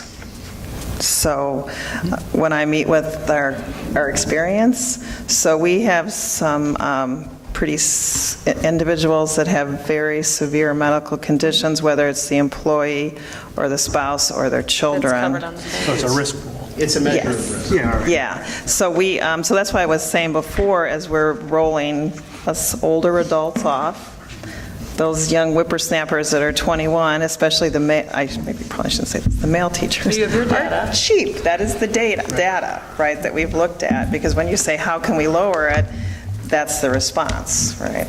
So that does help with your experience quite a bit. Now, we are going to see a reduction in our insurance cost, hopefully. We switched from, we had a custom PPO 350 to we belong to NIHIP as our co-op, and we're now on the NIHIP 350, and those premiums are actually lower. $14,500 for professional development. Are we sending you to school? Yes, as a matter of fact, I am part of a national superintendent certification. It's a 2-year program, and it meets 4 different times out of state. And we pay for that? Correct. Under your contract. It's in her contract. Office of the Principal, page 38. 2410. Page 38, yes. A lot of stipends in there, and then overtime salaries. And it all's $1,000, $2,000. Right, so that is one of the areas I've been working on. So we do have some amount of overtime with the building secretaries, some at this time of year. Yeah. So, because we're trying to get it, all the registration done. Sometimes we have a child that's returned to the school, and the secretary may be the person that's there, so they're working overtime. But it is also... I understand that. Yeah. That's nickel and diamond. There's I know. probably a few, but you're looking at a pretty large chunk of thousands of dollars here in overtime salaries and stipends, and I'm just curious. Larry, I have to go back and look at what the stipends are for. I'm having another moment here. I'm sorry. And the overtime Most of them Because are Brian was gone for 2 weeks. Most of them are based on residency, though, you're right. But Yes. double check, but most of them are the very cumbersome, re-verification of residency and getting everybody in. So let me double check A lot the of work in addition to their normal, 2410 responsibilities. OT. But that is something, and Lori will tell you, I send out emails reminding people about overtime all the And it has to be time. authorized, right. But the stipend, I'm sorry, I just cannot remember. I'll, Make a note, I'm making yeah, notes as making well. a note. Because if I don't write it down, I won't remember. So the stipends go towards the residency check or the home? I can't remember. I believe it's the overtime, not the... Yeah, I need to, for some reason, it's, to think about what the stipend's for in the office of the principal, I'm sorry. Have we ever, We're not doing a stipend with the principals and the vice. Oh, God, no.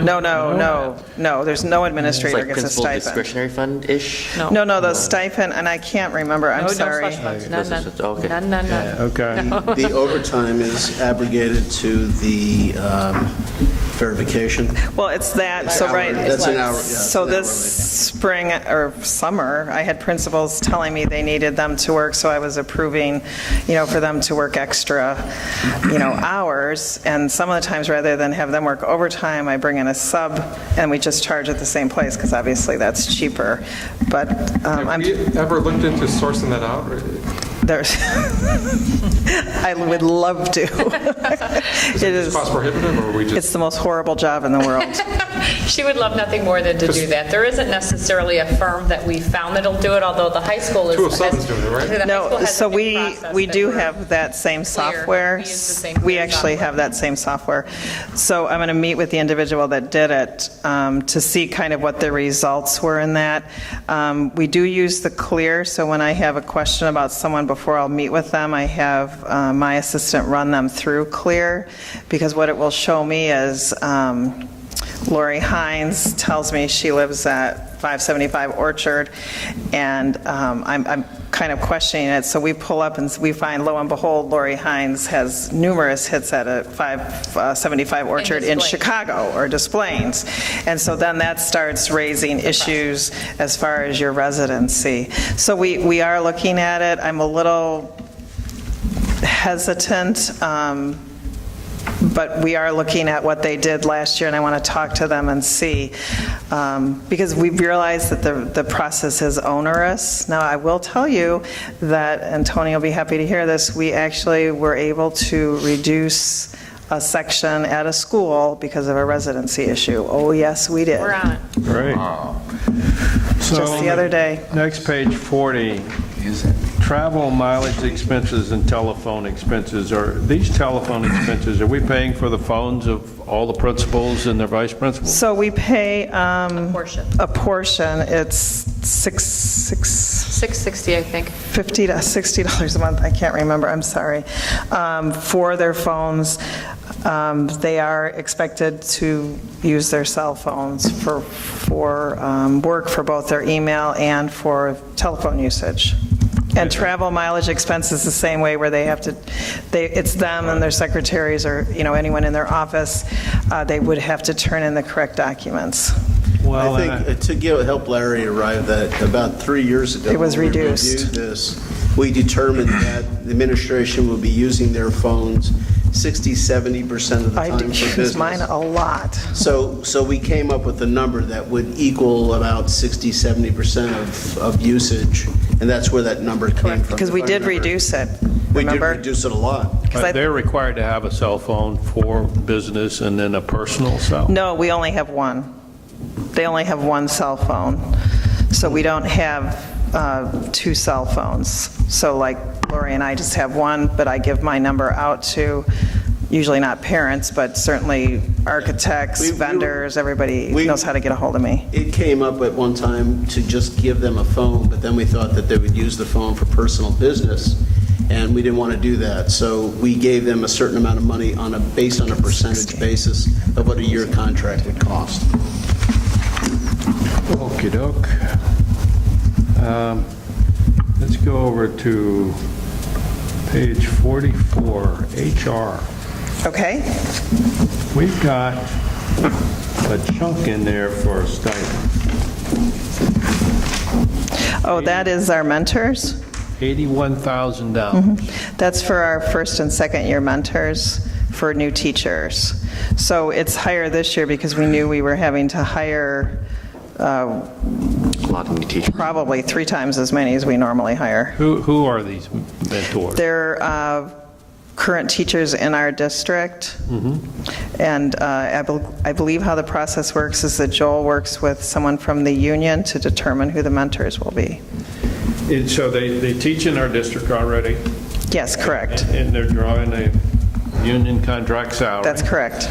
And then we give them another $81,000 to come be a mentor. Yeah, and that's in the document here on page, I'll find it somewhere.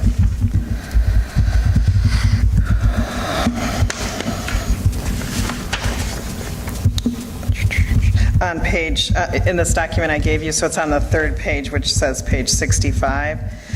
There's a first-year mentor and then a second-year mentor, and it's based on needs, so it's dependent on how many first-year or second-year teachers we have.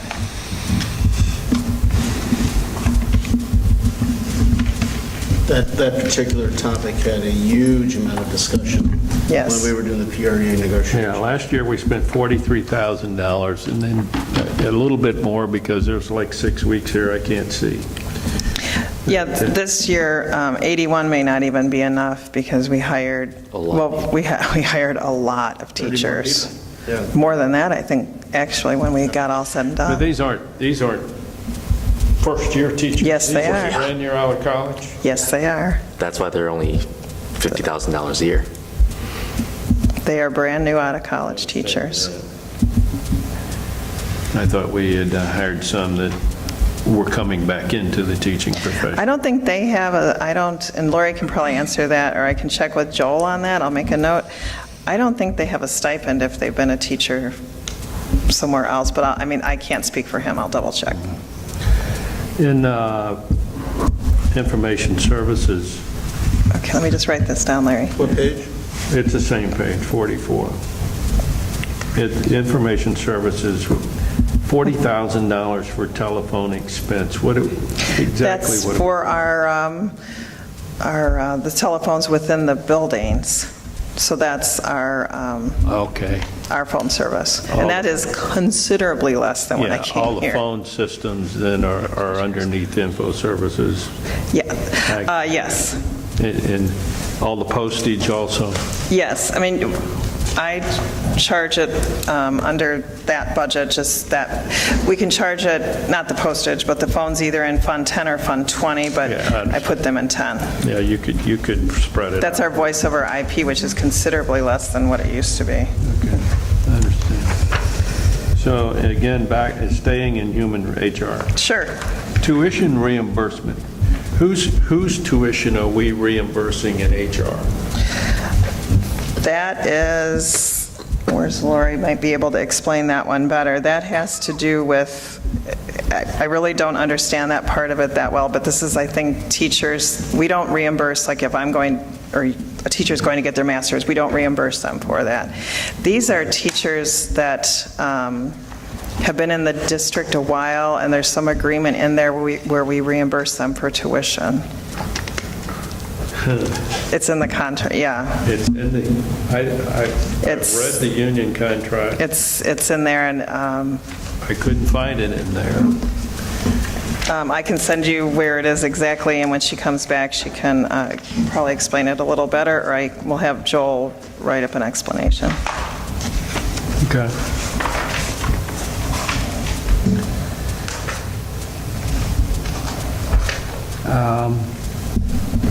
We've stuck $500,000 in here for a contingency. So last year... Fee rate of 500, right? Yeah, so last year was the first year that it was like my official budget. And I said, if I'm budgeting pretty much for our actual costs, we haven't put, I didn't hide any money in this budget anywhere. And if there's things that happen, so if we have a student that has to go into private placement, that could be $50,000 for one student, okay? Yeah. So I don't have any fluff laying around in there. Last year, we didn't use any of it. So it's also if there was a new initiative, right, that came up. Can you define that? If a student gets placed in private placement? So a private or not necessarily private in a outplaced setting, right? So it could be through NSSEO or somewhere else. So these are special needs students that cannot be, for whatever reason, in our schools. So this year we have 18 students that are placed outside. This is different than if a student is placed in another, forget the term. No, you're right. It's the same. If they're placed in a outplacement, so we have ones that we work with that are with other school districts, and they're special ed co-ops, and then we have private. I'm talking about a situation where the child might be in an IEP situation. That's correct. Not necessarily special ed, but Behavior. For behavioral reasons? Yes, because that, and I'm certainly not in special ed, but that is for the safety of staff and students in our district. And so that costs the district how much? It can depend, anywhere from 30 to 50 grand a year. Now, we do get some amount of reimbursement for that from the state, though. In a behavioral situation as well as a more traditional special ed situation? Correct, yes. And that is, I've seen that in every district I've worked in. Does that also include transportation? Yes, it does. It's special ed transportation. Is that on top of the Yes, month it number is. you? Oh, that's on Yes. top of the contingency? Yes, it is. That is on top. But the transportation is reimbursed about 100%, right? Special ed, no, it's not 100. I think it's about 85 right now. And it was pretty high. Yeah, it is very high. Yeah. And that 500, I just want to be clear, in 2012, Pat Fioretto, a former board member, actually initiated the first savings coming from the district, and we voted and we all agreed, it was 7-0, that we abrogate out $500,000 a year set aside, so that was going to be our cushion at the end of the year. Is this something you've set up, or is that the 500 carried over year No, to no, year? no. No, we did it last year because I'm budgeting for, I don't take our salaries and increase them by 5%, right? These are actual butts in the chair people. So, if we, I don't know what could happen where we'd have to hire someone mid-year, but say something did. We haven't figured for that in our budget. And we don't even, 500, we don't, I was looking at reducing it this year. So this is a placeholder for you. And when you took the budget over from Becky, did you see that line item, that 500 for Pat? Because that was something that we asked Becky to implement, and it should have been in her budgets. I just want to see what's carried over to No, it was not in there. Okay. But I think since we didn't even use any of it last year and we did okay, that we definitely can reduce it, which will help with the deficit. Speaking of deficit, if I can just go over that. When I look back on whatever page it was, I thought I saw 1.17. Correct. Is that right? Is that Yes, the number I was looking at? that is correct. And if you take away the overage from the retirement, which, based on what you said before, is about 800,000? Yes, that's correct. So what we're really looking at is a deficit of about 370,000. Correct. Okay, so if you take some of the items, and this is going to be a tight year, and Larry's pointing out a lot of good things, questioning things, and rightly he should. But I'm looking at things like desks. Do we really need desks this year? No. Yeah, and that's my point. I would like to see some items that you say, this is a love to have, this is a gotta have. And the gotta have, we gotta have. So we already, went through that exercise with the principals. Every year they give me a list of furniture type items they would like for their building, and I went back to them and I said, we have a deficit. I need you to take your list and tell me what you absolutely need. Yes. Not what you would like to have. So could we, again, if this is just my feeling, if the board wants to entertain this, but I agree with that. I'd like to see how you could sharpen your pencil, as they say, to get us at that 375 We number. could balance this budget. Right. So, but there's two different definitions of balanced budget that we have at the table right now. One is with and without. One is the entire 1.17. One is minus 300. Yeah, 375,000 or so. See, and that's too philosophical. Yeah, it is. Personally, I look at it, this is, if we can eliminate 370, I'm willing to accept the 800 because I know darn well for the next 5, 8, 10 years, we're going to make that back. So if we look at the contingency, if I take that down to 100,000. It's too much. That's, okay, so 250 if we take it down to. Okay. So we can take half of it there, and Ron's, and obviously Larry has pointed out a lot of things where Brian, when we did the budget, we're ultra conservative. Right. So we'll be going back through and looking at that and, putting in the real salary numbers, looking at what we actually spent last year on items. So, and I don't think you need to answer this tonight. I think this is more of a kind of a homework assignment. Sure. I know, sorry. And just say, could you show us what you think the budget would look like if we were at 370 less? And then also at 1.17 less, what would there be? Would part of that 1.17 also be need to haves, not just nice to haves? Oh, that we would have to eliminate. What would we have to do to get to that point so that the board can then say, okay, I'm willing to do that or I'm not willing to do that? I think that's a good exercise for all of us to go through. Okay. Custodial services. Okay, just a minute, Larry. It's like the Energizer Bunny. Right. No, this is good. I like that you guys look at it because All you guys need to read this budget. I find it fascinating. Me too.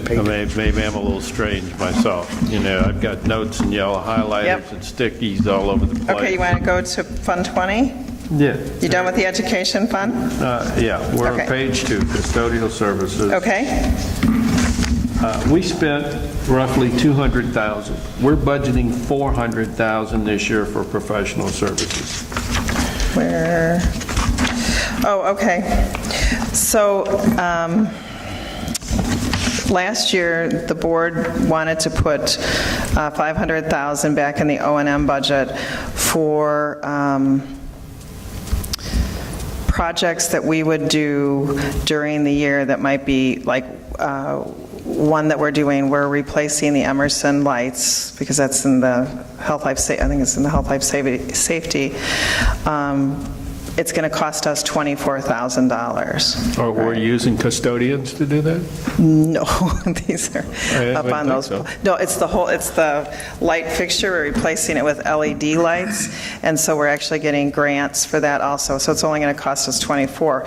But that's like a project out of this, all these capital improvement projects we have, and that we look at smaller ones that we can do ourselves, okay?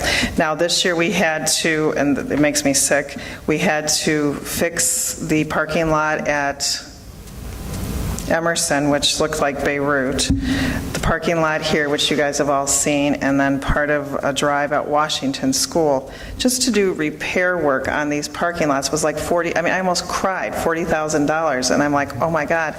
But next year when we do Emerson, we have to take it down to the base, so that's going to be a lot more money, plus this one. Well, if you take it down to the base, it's going to cost us, we have to do the retention. So no, we've met with Niles, and they're very reasonable. Niles is going to be cool with it?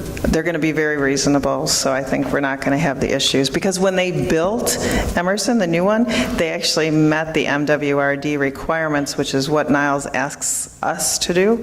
So we had an incredibly great meeting with them. Great. So maybe we won't spend $400,000. No, and so that's what I'm saying, Larry, is last year we didn't spend, where am I? The $400,000 last year because it's looking at projects that we have time to do, but there was also a considerable amount of money for this system that was put into Carpenter School, right? We did more work this summer. Ron just gave me some information about it. But we know we have a couple more things that we want to fix on it because we still have some Freon leaks in it. Does the board understand what the expense was? Do you guys kind of understand the Carpenter fiasco? Yeah. Yes? Okay. You know, the whole thing about the leaks and everything else, right? So that's the system. So they just took the Freon out and weighed it and everything, and so we do have some leaks, and so they're looking, we have ideas of now where we think those are, so we're checking into those. Our most critical thing is to obviously have the heating and air conditioning working when we need it, but I think we're, knock on wood, getting close to having a system that we really don't like, but it's functional. So that also comes out of there, Larry. And this is where we're not spending the money unless we have to spend the money on things. So we're really trying to be conservative. But it was $500,000 and I put X amount just in professional services. It might not be spent in professional services, like say you guys would say, go buy the 6th grade desks. It's just that his budget has to come out with a positive number at the end. So, yeah, I mean, we could possibly look at cutting 1.1, or we could cut 300,000 out of it. But yeah, and so on his budget, obviously, we've already done some stuff this summer, you know, that we've already committed the cost to. Right. So like the repair work on the parking lots and stuff like that. So if we wanted to, we could look and see what we would have there as far as what other things we were looking at doing this year off of the capital and improvement type projects, because some of these things we find if we can even do it with our own guys in-house, right, we save a lot of money, but I got to buy the supplies for the projects too, so we're trying to whittle away at some of those too. And we have this great doesn't guys. include any of the maintenance equipment we were talking about a few months ago, correct? It is in the budget still, so it's on page 4. It's in the capital equipment there. So next question. He read your mind, Larry. So we could definitely take that $125,000 out of the budget. So if I'm looking for low-hanging fruit, that's going. Sorry, Ron. You just balanced us. I put a red line right through. Yeah, However, so... I mean, I would like to argue, though, that when you do purchase equipment like that, it's more of an allocation of resources as opposed to spending money. Like when you spend $10,000 for an addition to your home, you're reallocating the resources from cash into property.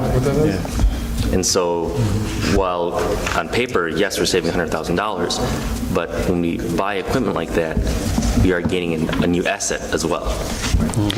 It's not just throwing away money to It does disposable move salary. into a different part of our Because our assets include our buildings. Correct. Yes, they are in And there. it includes all of our equipment.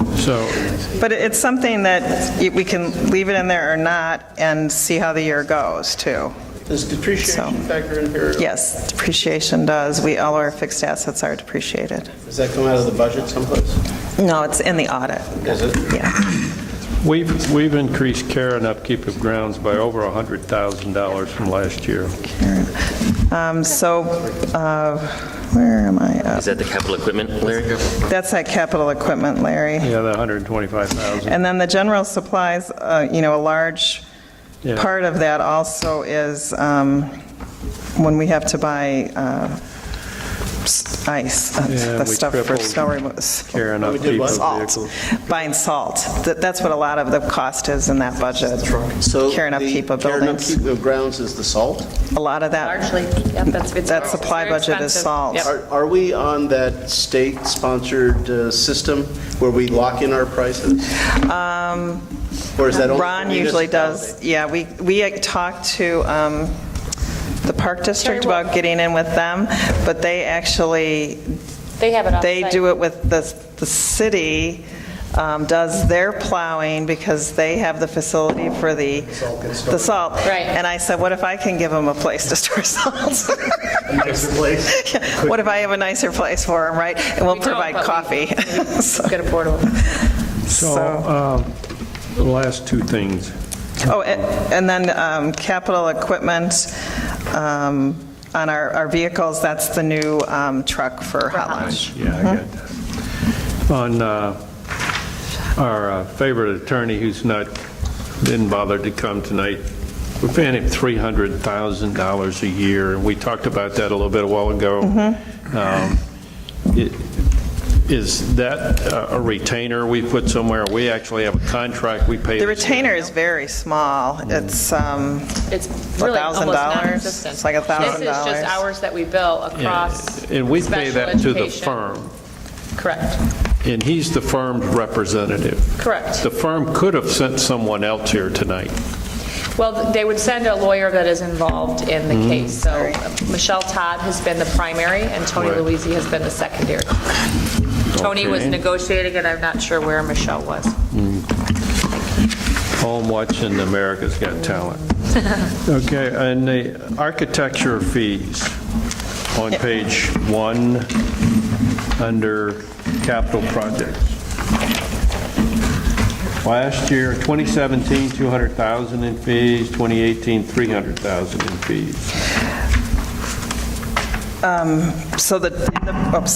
the budget, we have $200,000, and that was for the remainder and that's just an estimate for what we owed them on our contracts, and that's a known number, so that's not like something that keeps changing. And then 300, I put in an estimate because in September, we'll start talking to you guys seriously about our Summer of 18. Summer of 18, so we'll have like level 1 projects. If we don't do all those, then we're going to show you level 2 projects. And as soon as we get the go-ahead, which I'll need soon, they start drawing. Once they start drawing and working, we start incurring costs. Because the biggest part of your architect bill is up through the bid cycle. So this $300,000 could be put off to next year? Well, we have to continue with health, life, safety in that, some amount of it. Well, that has nothing, no. This has nothing to do with the operating funds.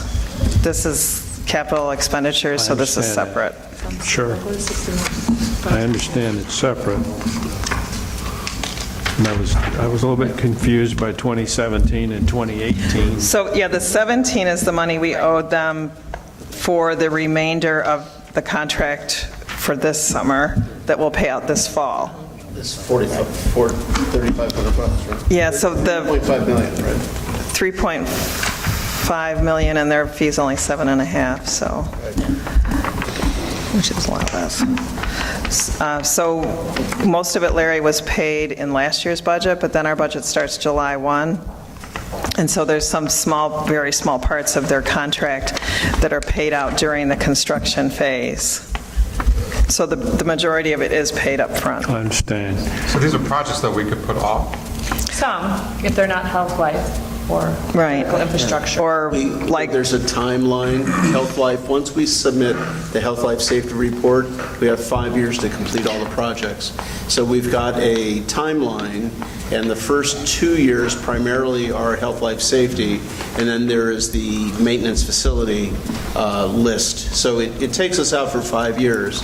And there might be 1 or 2 things tucked away at the end of Health Life Safety, but the preponderance of Health Life Safety gets done in the first 2 years. And Fred, when we start talking about the construction projects in September, we'll get the new board up to speed on the 5-year facility plan that we spent the last couple of years writing, as well as the revenue plan behind it, the 5-year funding framework.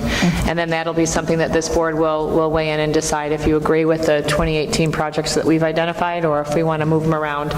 But as Tony said, the Health Life, we really don't want to put off for obvious reasons. And the critical infrastructure, we maybe for a year, but not forever. And then critical infrastructure, and then we have capital improvement. So there's 3 tiers of projects. So the one thing coming up next summer, Fred, or 2 things coming up. One is the roof at Emerson.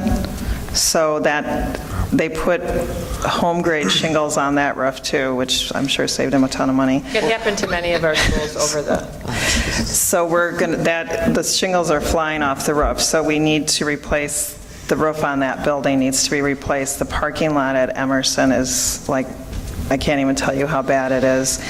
And it wasn't maintained. So it wasn't sealed, it wasn't taken care of how it should have been done, and we don't know that the base was done correct on it.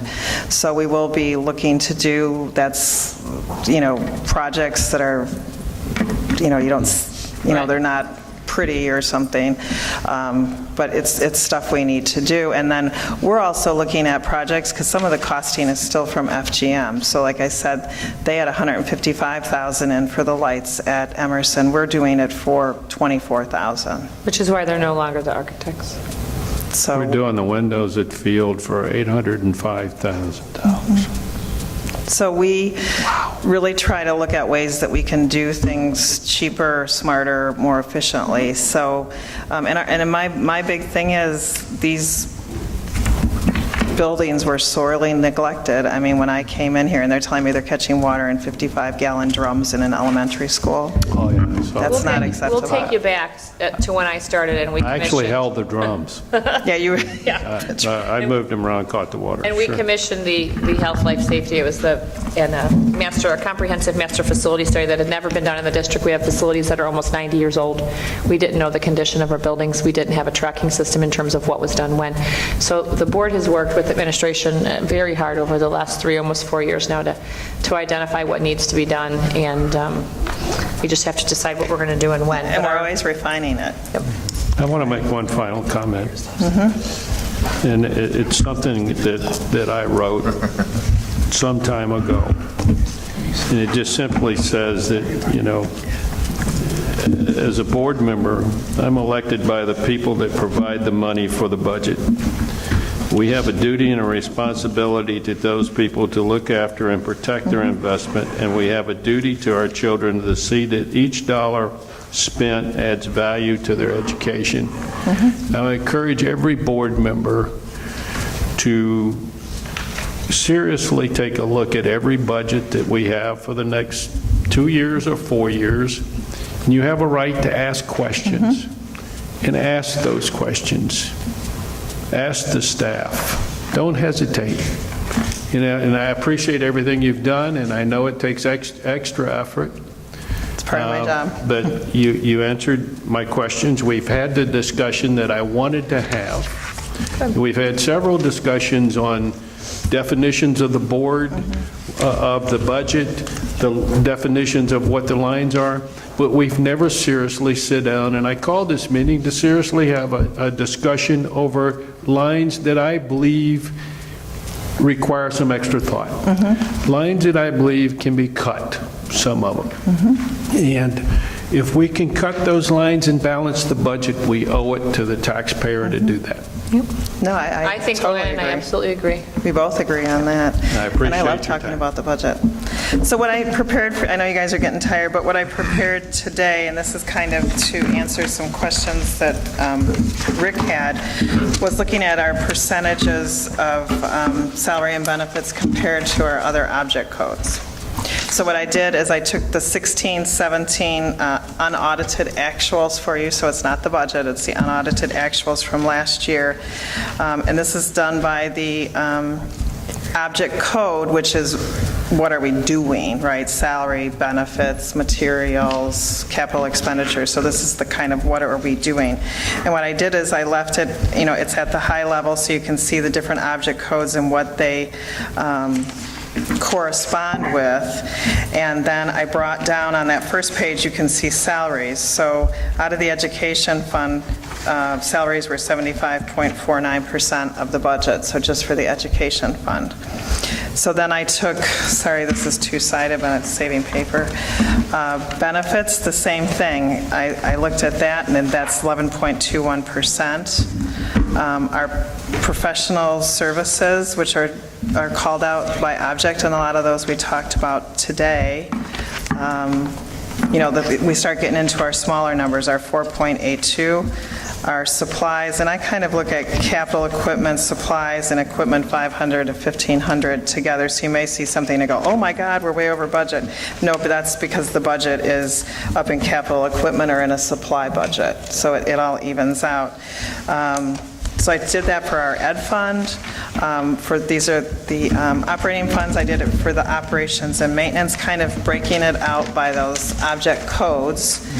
And also for our transportation, the IMRF, Illinois Municipal Retirement Fund, our Social Security and Medicare Fund, and then our tort liability. And if you go to kind of at the bottom of, I'm sorry, I didn't put page numbers, but the last page on the front, our salary and benefits in the unaudited actuals were 81.62% of the budget. So that's obviously the biggest part of our budget.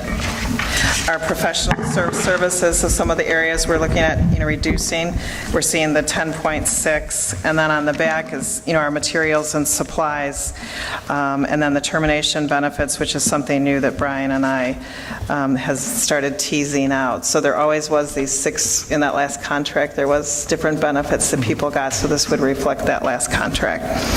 So I just wanted to kind of show you, I know Tony had asked, what the unaudited actuals look like in terms of the different percentages for the salary and benefits. Because as we're looking at areas that we could potentially reduce, it's really looking at those different object codes to say where can we make some reductions. And that was just so the board knows, I had asked President Borelli a question just so I could wrap my head around this budget process here, because it's so different than other units of government, where so much of our budget is locked into a CBA that can't be changed except for every 4 years. And so what's the job? What can we affect each year when we're going into the budget process? And it really, as we just saw, is only about 20% of the budget of the $75+ million budget is stuff that is actually arguably movable. Because if you start getting into other things, and I would never say I would ever recommend this, but if you start looking at your salaries, then you're going to say, oh, we're going to start raising class sizes. Right. Right? Well, I don't think that's something the district, the board has a taste for doing. Right. Philosophically, the board could do that if they want yes, to, you but could. right. I mean, if we got down to severe issues, then yes, you're going to have to do it. Right. But the other thing, Other programs and services, foreign language. that all goes first, before that would happen. Like your class size, you would want that to be your last thing that you would have to touch. That's just how I feel. So this is helpful for me. Entertain a conversation. Yeah, just to see this. So this was a very good document for me to help wrap my head around it. What I feel good about is when I look at the last page. You like that? You're under budget, and you have a variable surplus. But if you look at a lot of the line items, we actually did very well on budgeting them. So I felt like on our salaries and benefits, we're coming in close. Back there. And I can't take all the credit because Brian is my cohort in crime. Now that he's back, I'm so happy. So we will look at that. The other thing is on our revenue side, remember, we didn't really talk about that tonight. Brian he did the revenue. He was very, very conservative in what we would receive from the state, and I'm sure you guys have all been following that. We are getting our third payment from last year. They're going to go ahead and release that because we're not getting our first general state aid payment. For us, that's, okay, because we have reserves, but for a lot of districts, that's pretty bad news. So they are going to release that third payment, but we have not figured in for any payments for 17-18 expenditures from them. So that's another area when we're looking at the budget too, is, our revenue is very conservative. How many payments do you get from the state a year? For like categoricals, and general state aid is, it's paid from now until June, and it's 2 payments a month. And that's the per pupil, that amount per pupil? Yes, yes. 200 and something, whatever it amounts to. Right, we get a little under $1 million a year in general state aid. So 3 payments, and we're only getting 4 payments, you said. You're supposed to get, yeah. And we're getting only our third from last year. Much less the fourth. Yes. I don't know that we'll see the 4th. And that's why we didn't budget anything for this year, just to be very conservative. We did for our federal grants, because we'll be getting those. We're working on those now. So another factor in where the budget ultimately is going to lie, positive or negative, is some of this revenue shortfall. Well, and we talked, this is back from June 26, so this is old numbers, but at that time, it's now less, but 2.3 million. Now we've received a payment since then, and that was last fiscal year, and we'll receive this payment, but it's still real dollars. Yeah, of course. Of course. Just one more thing about money and money management in the budget. When Joel was here some weeks ago, I asked Joel about performance evaluations tied to money management. And he said, in effect, that we didn't do that in District 64. I always think that, especially in school administrators, that money management for their school should be tied to their performance evaluation. Anytime you can use numbers in a performance evaluation, it benefits everyone. And I think that's something we need to look at. So one thing Lori and I have been working on with the budget is I believe principals have to be responsible for their own budget. And so we have, since I came, been kind of working on moving more responsibility for their budget, not necessarily the salary part of it, and some districts do it with the salary part too. But her and I have been working on having them take on more responsibility for overseeing their own budget and for the expenditures that are occurring. It's a CPS model, isn't it? That's a CPS model. Yeah, it's something that not many people know, and it's not overly important, but in 1988, I wrote the performance evaluation system still used by the Army today. Oh, really? I did. And in fact, as you go in to look at my Hall of Fame induction, that's a piece of it that's in there. Oh, cool. That is very cool. Small field trip. Where do we get to go? Chaperones. Okay, any other questions on the budget? This is sure to come back on the 28th. So, and if you guys have questions ahead of time, I have some questions here, and I've been tasked with the job, so I'll go over that with Lori. And when we get the questions in advance, we can put the unaudited together for you. We can have answers available. It just makes for a more productive meeting. So one thing, Lori, they've asked us to look at is eliminating $370,000. Okay, you already did. Yeah. Okay. I'm up to speed. Just from a timing perspective, the meeting's on the 28th. I'm just thinking, I know this might be asking a lot at this point, but the sooner you could get us your thoughts on what the cuts are, then at least we have some time to chew on it, shoot questions to you before the 28th meeting, so you have answers to those that we could actually talk about in So what session. will happen next is Brian and I will go back and look at some of the things, like where we actually ended the year, and then make some budget adjustments there for this year. Then And we I'll would meet- anticipate that 375 as a result, then being even lower. Yeah, and in so terms of then need of cutting, what because Lori and I will meet, and then we'll meet as a team if we need to involve other departments. Otherwise, we'll start making I'm adjustments sure we in the can get budget. to the 1.1 million.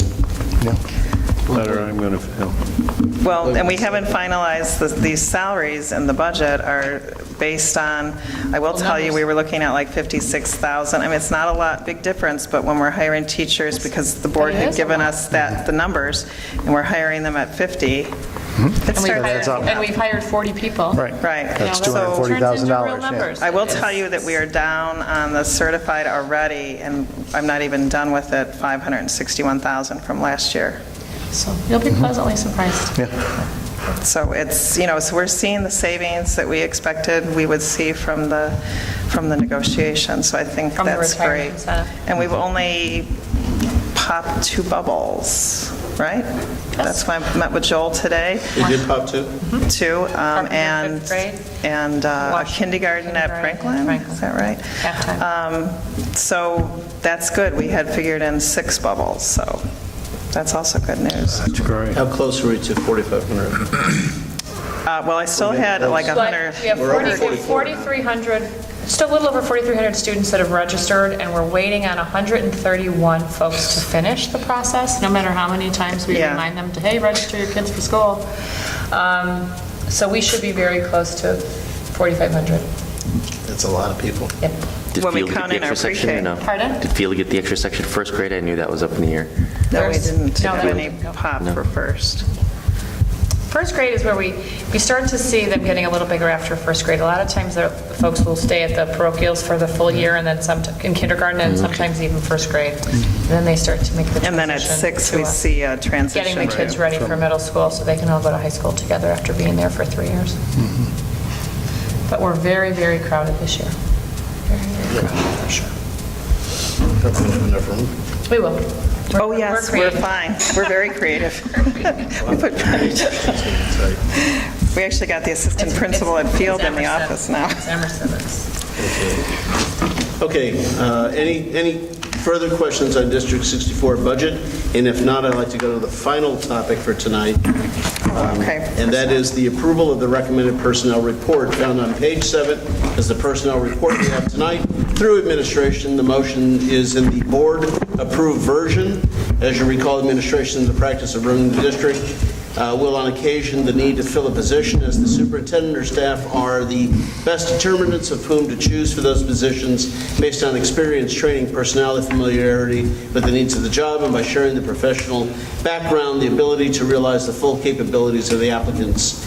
Once chosen, the individual is then recommended by the administration to the board per policy 2:130. The board takes into consideration recommendations of the superintendent.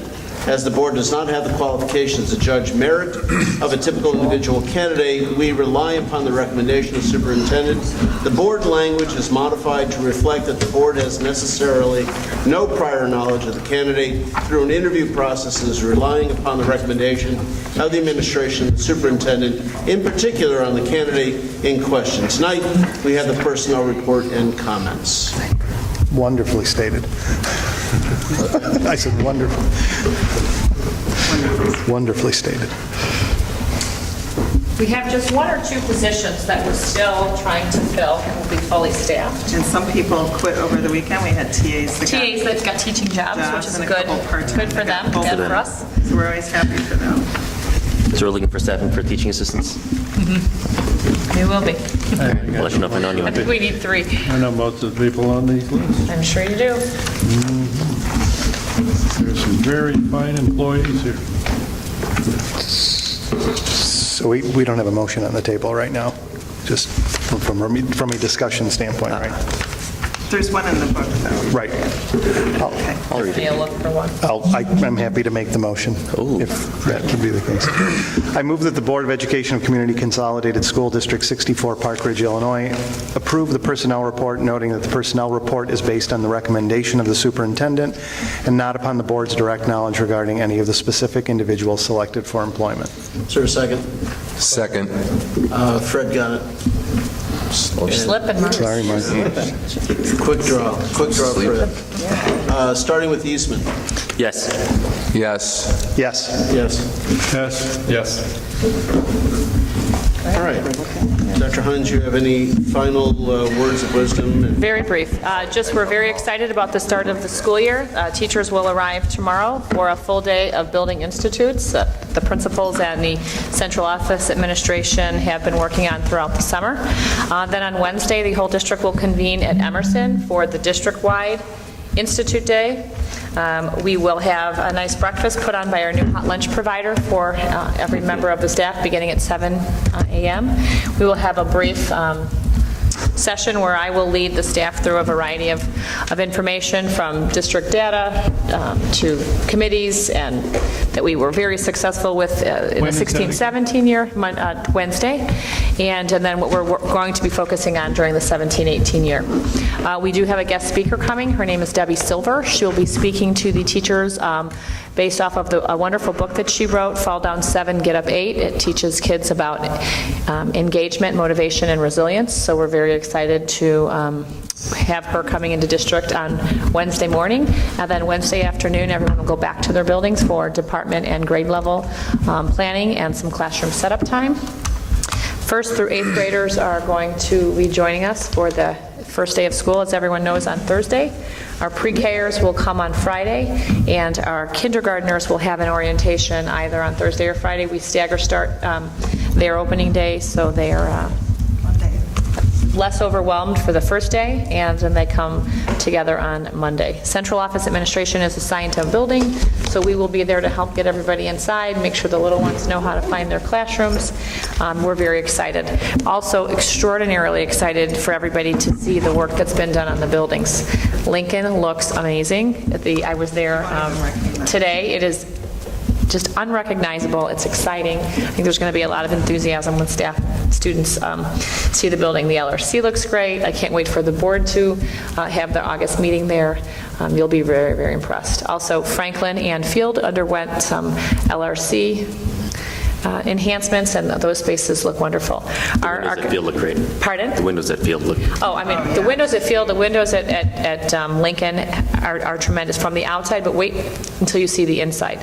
What the kids and teachers are going to experience when they're teaching, and there's so much natural light coming in, it is just an absolute world of difference. It went from kind of a penitentiary look to just an absolutely really vibrant learning space. Just so everyone knows, both of those were done not for looks, but because they were severely leaking windows in both of those facilities. So the facilities look wonderful. Our architects and our crew of custodians have been just working round the clock all weekend. Yes, we've been Saturday and texting, getting pictures, seeing updates. It's going to be a photo finish, but we will get it done for the first day. I may visit hot lunch when you start that. Sure, just let us know where you're going to be, and we will So hot lunch. let them know. Have a hat ready for you, Hillary. We do. We have a net. Here a net. I didn't mean a net. Here a net. That's all I have. That will start the Tuesday after Labor Day in the elementary buildings. I actually have a food service attendant. You shouldn't have told her that. You shouldn't have told me that, Larry. $10 an hour. So I had barbecue restaurants. We had to have one. So we will plan on be meeting Thursday evening, 6? I have to get the rest of the details. All right, so you'll be receiving an email as to the start time. Plan on having a time in closed session that we could discuss any specifics that may or may not occur. I mean, just plan on it. It may or may not occur.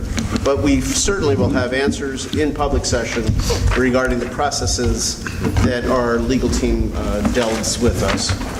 And that'll be here. So we'll be back here on Thursday. Any further comments, questions? And if not, I'll take a motion to close the meeting. Second. Go. I move to close the meeting. There you go. Second? Second. All in favor? Aye. Any opposed? Yes. Sorry? You didn't let me finish I said yes to closing the meeting. You were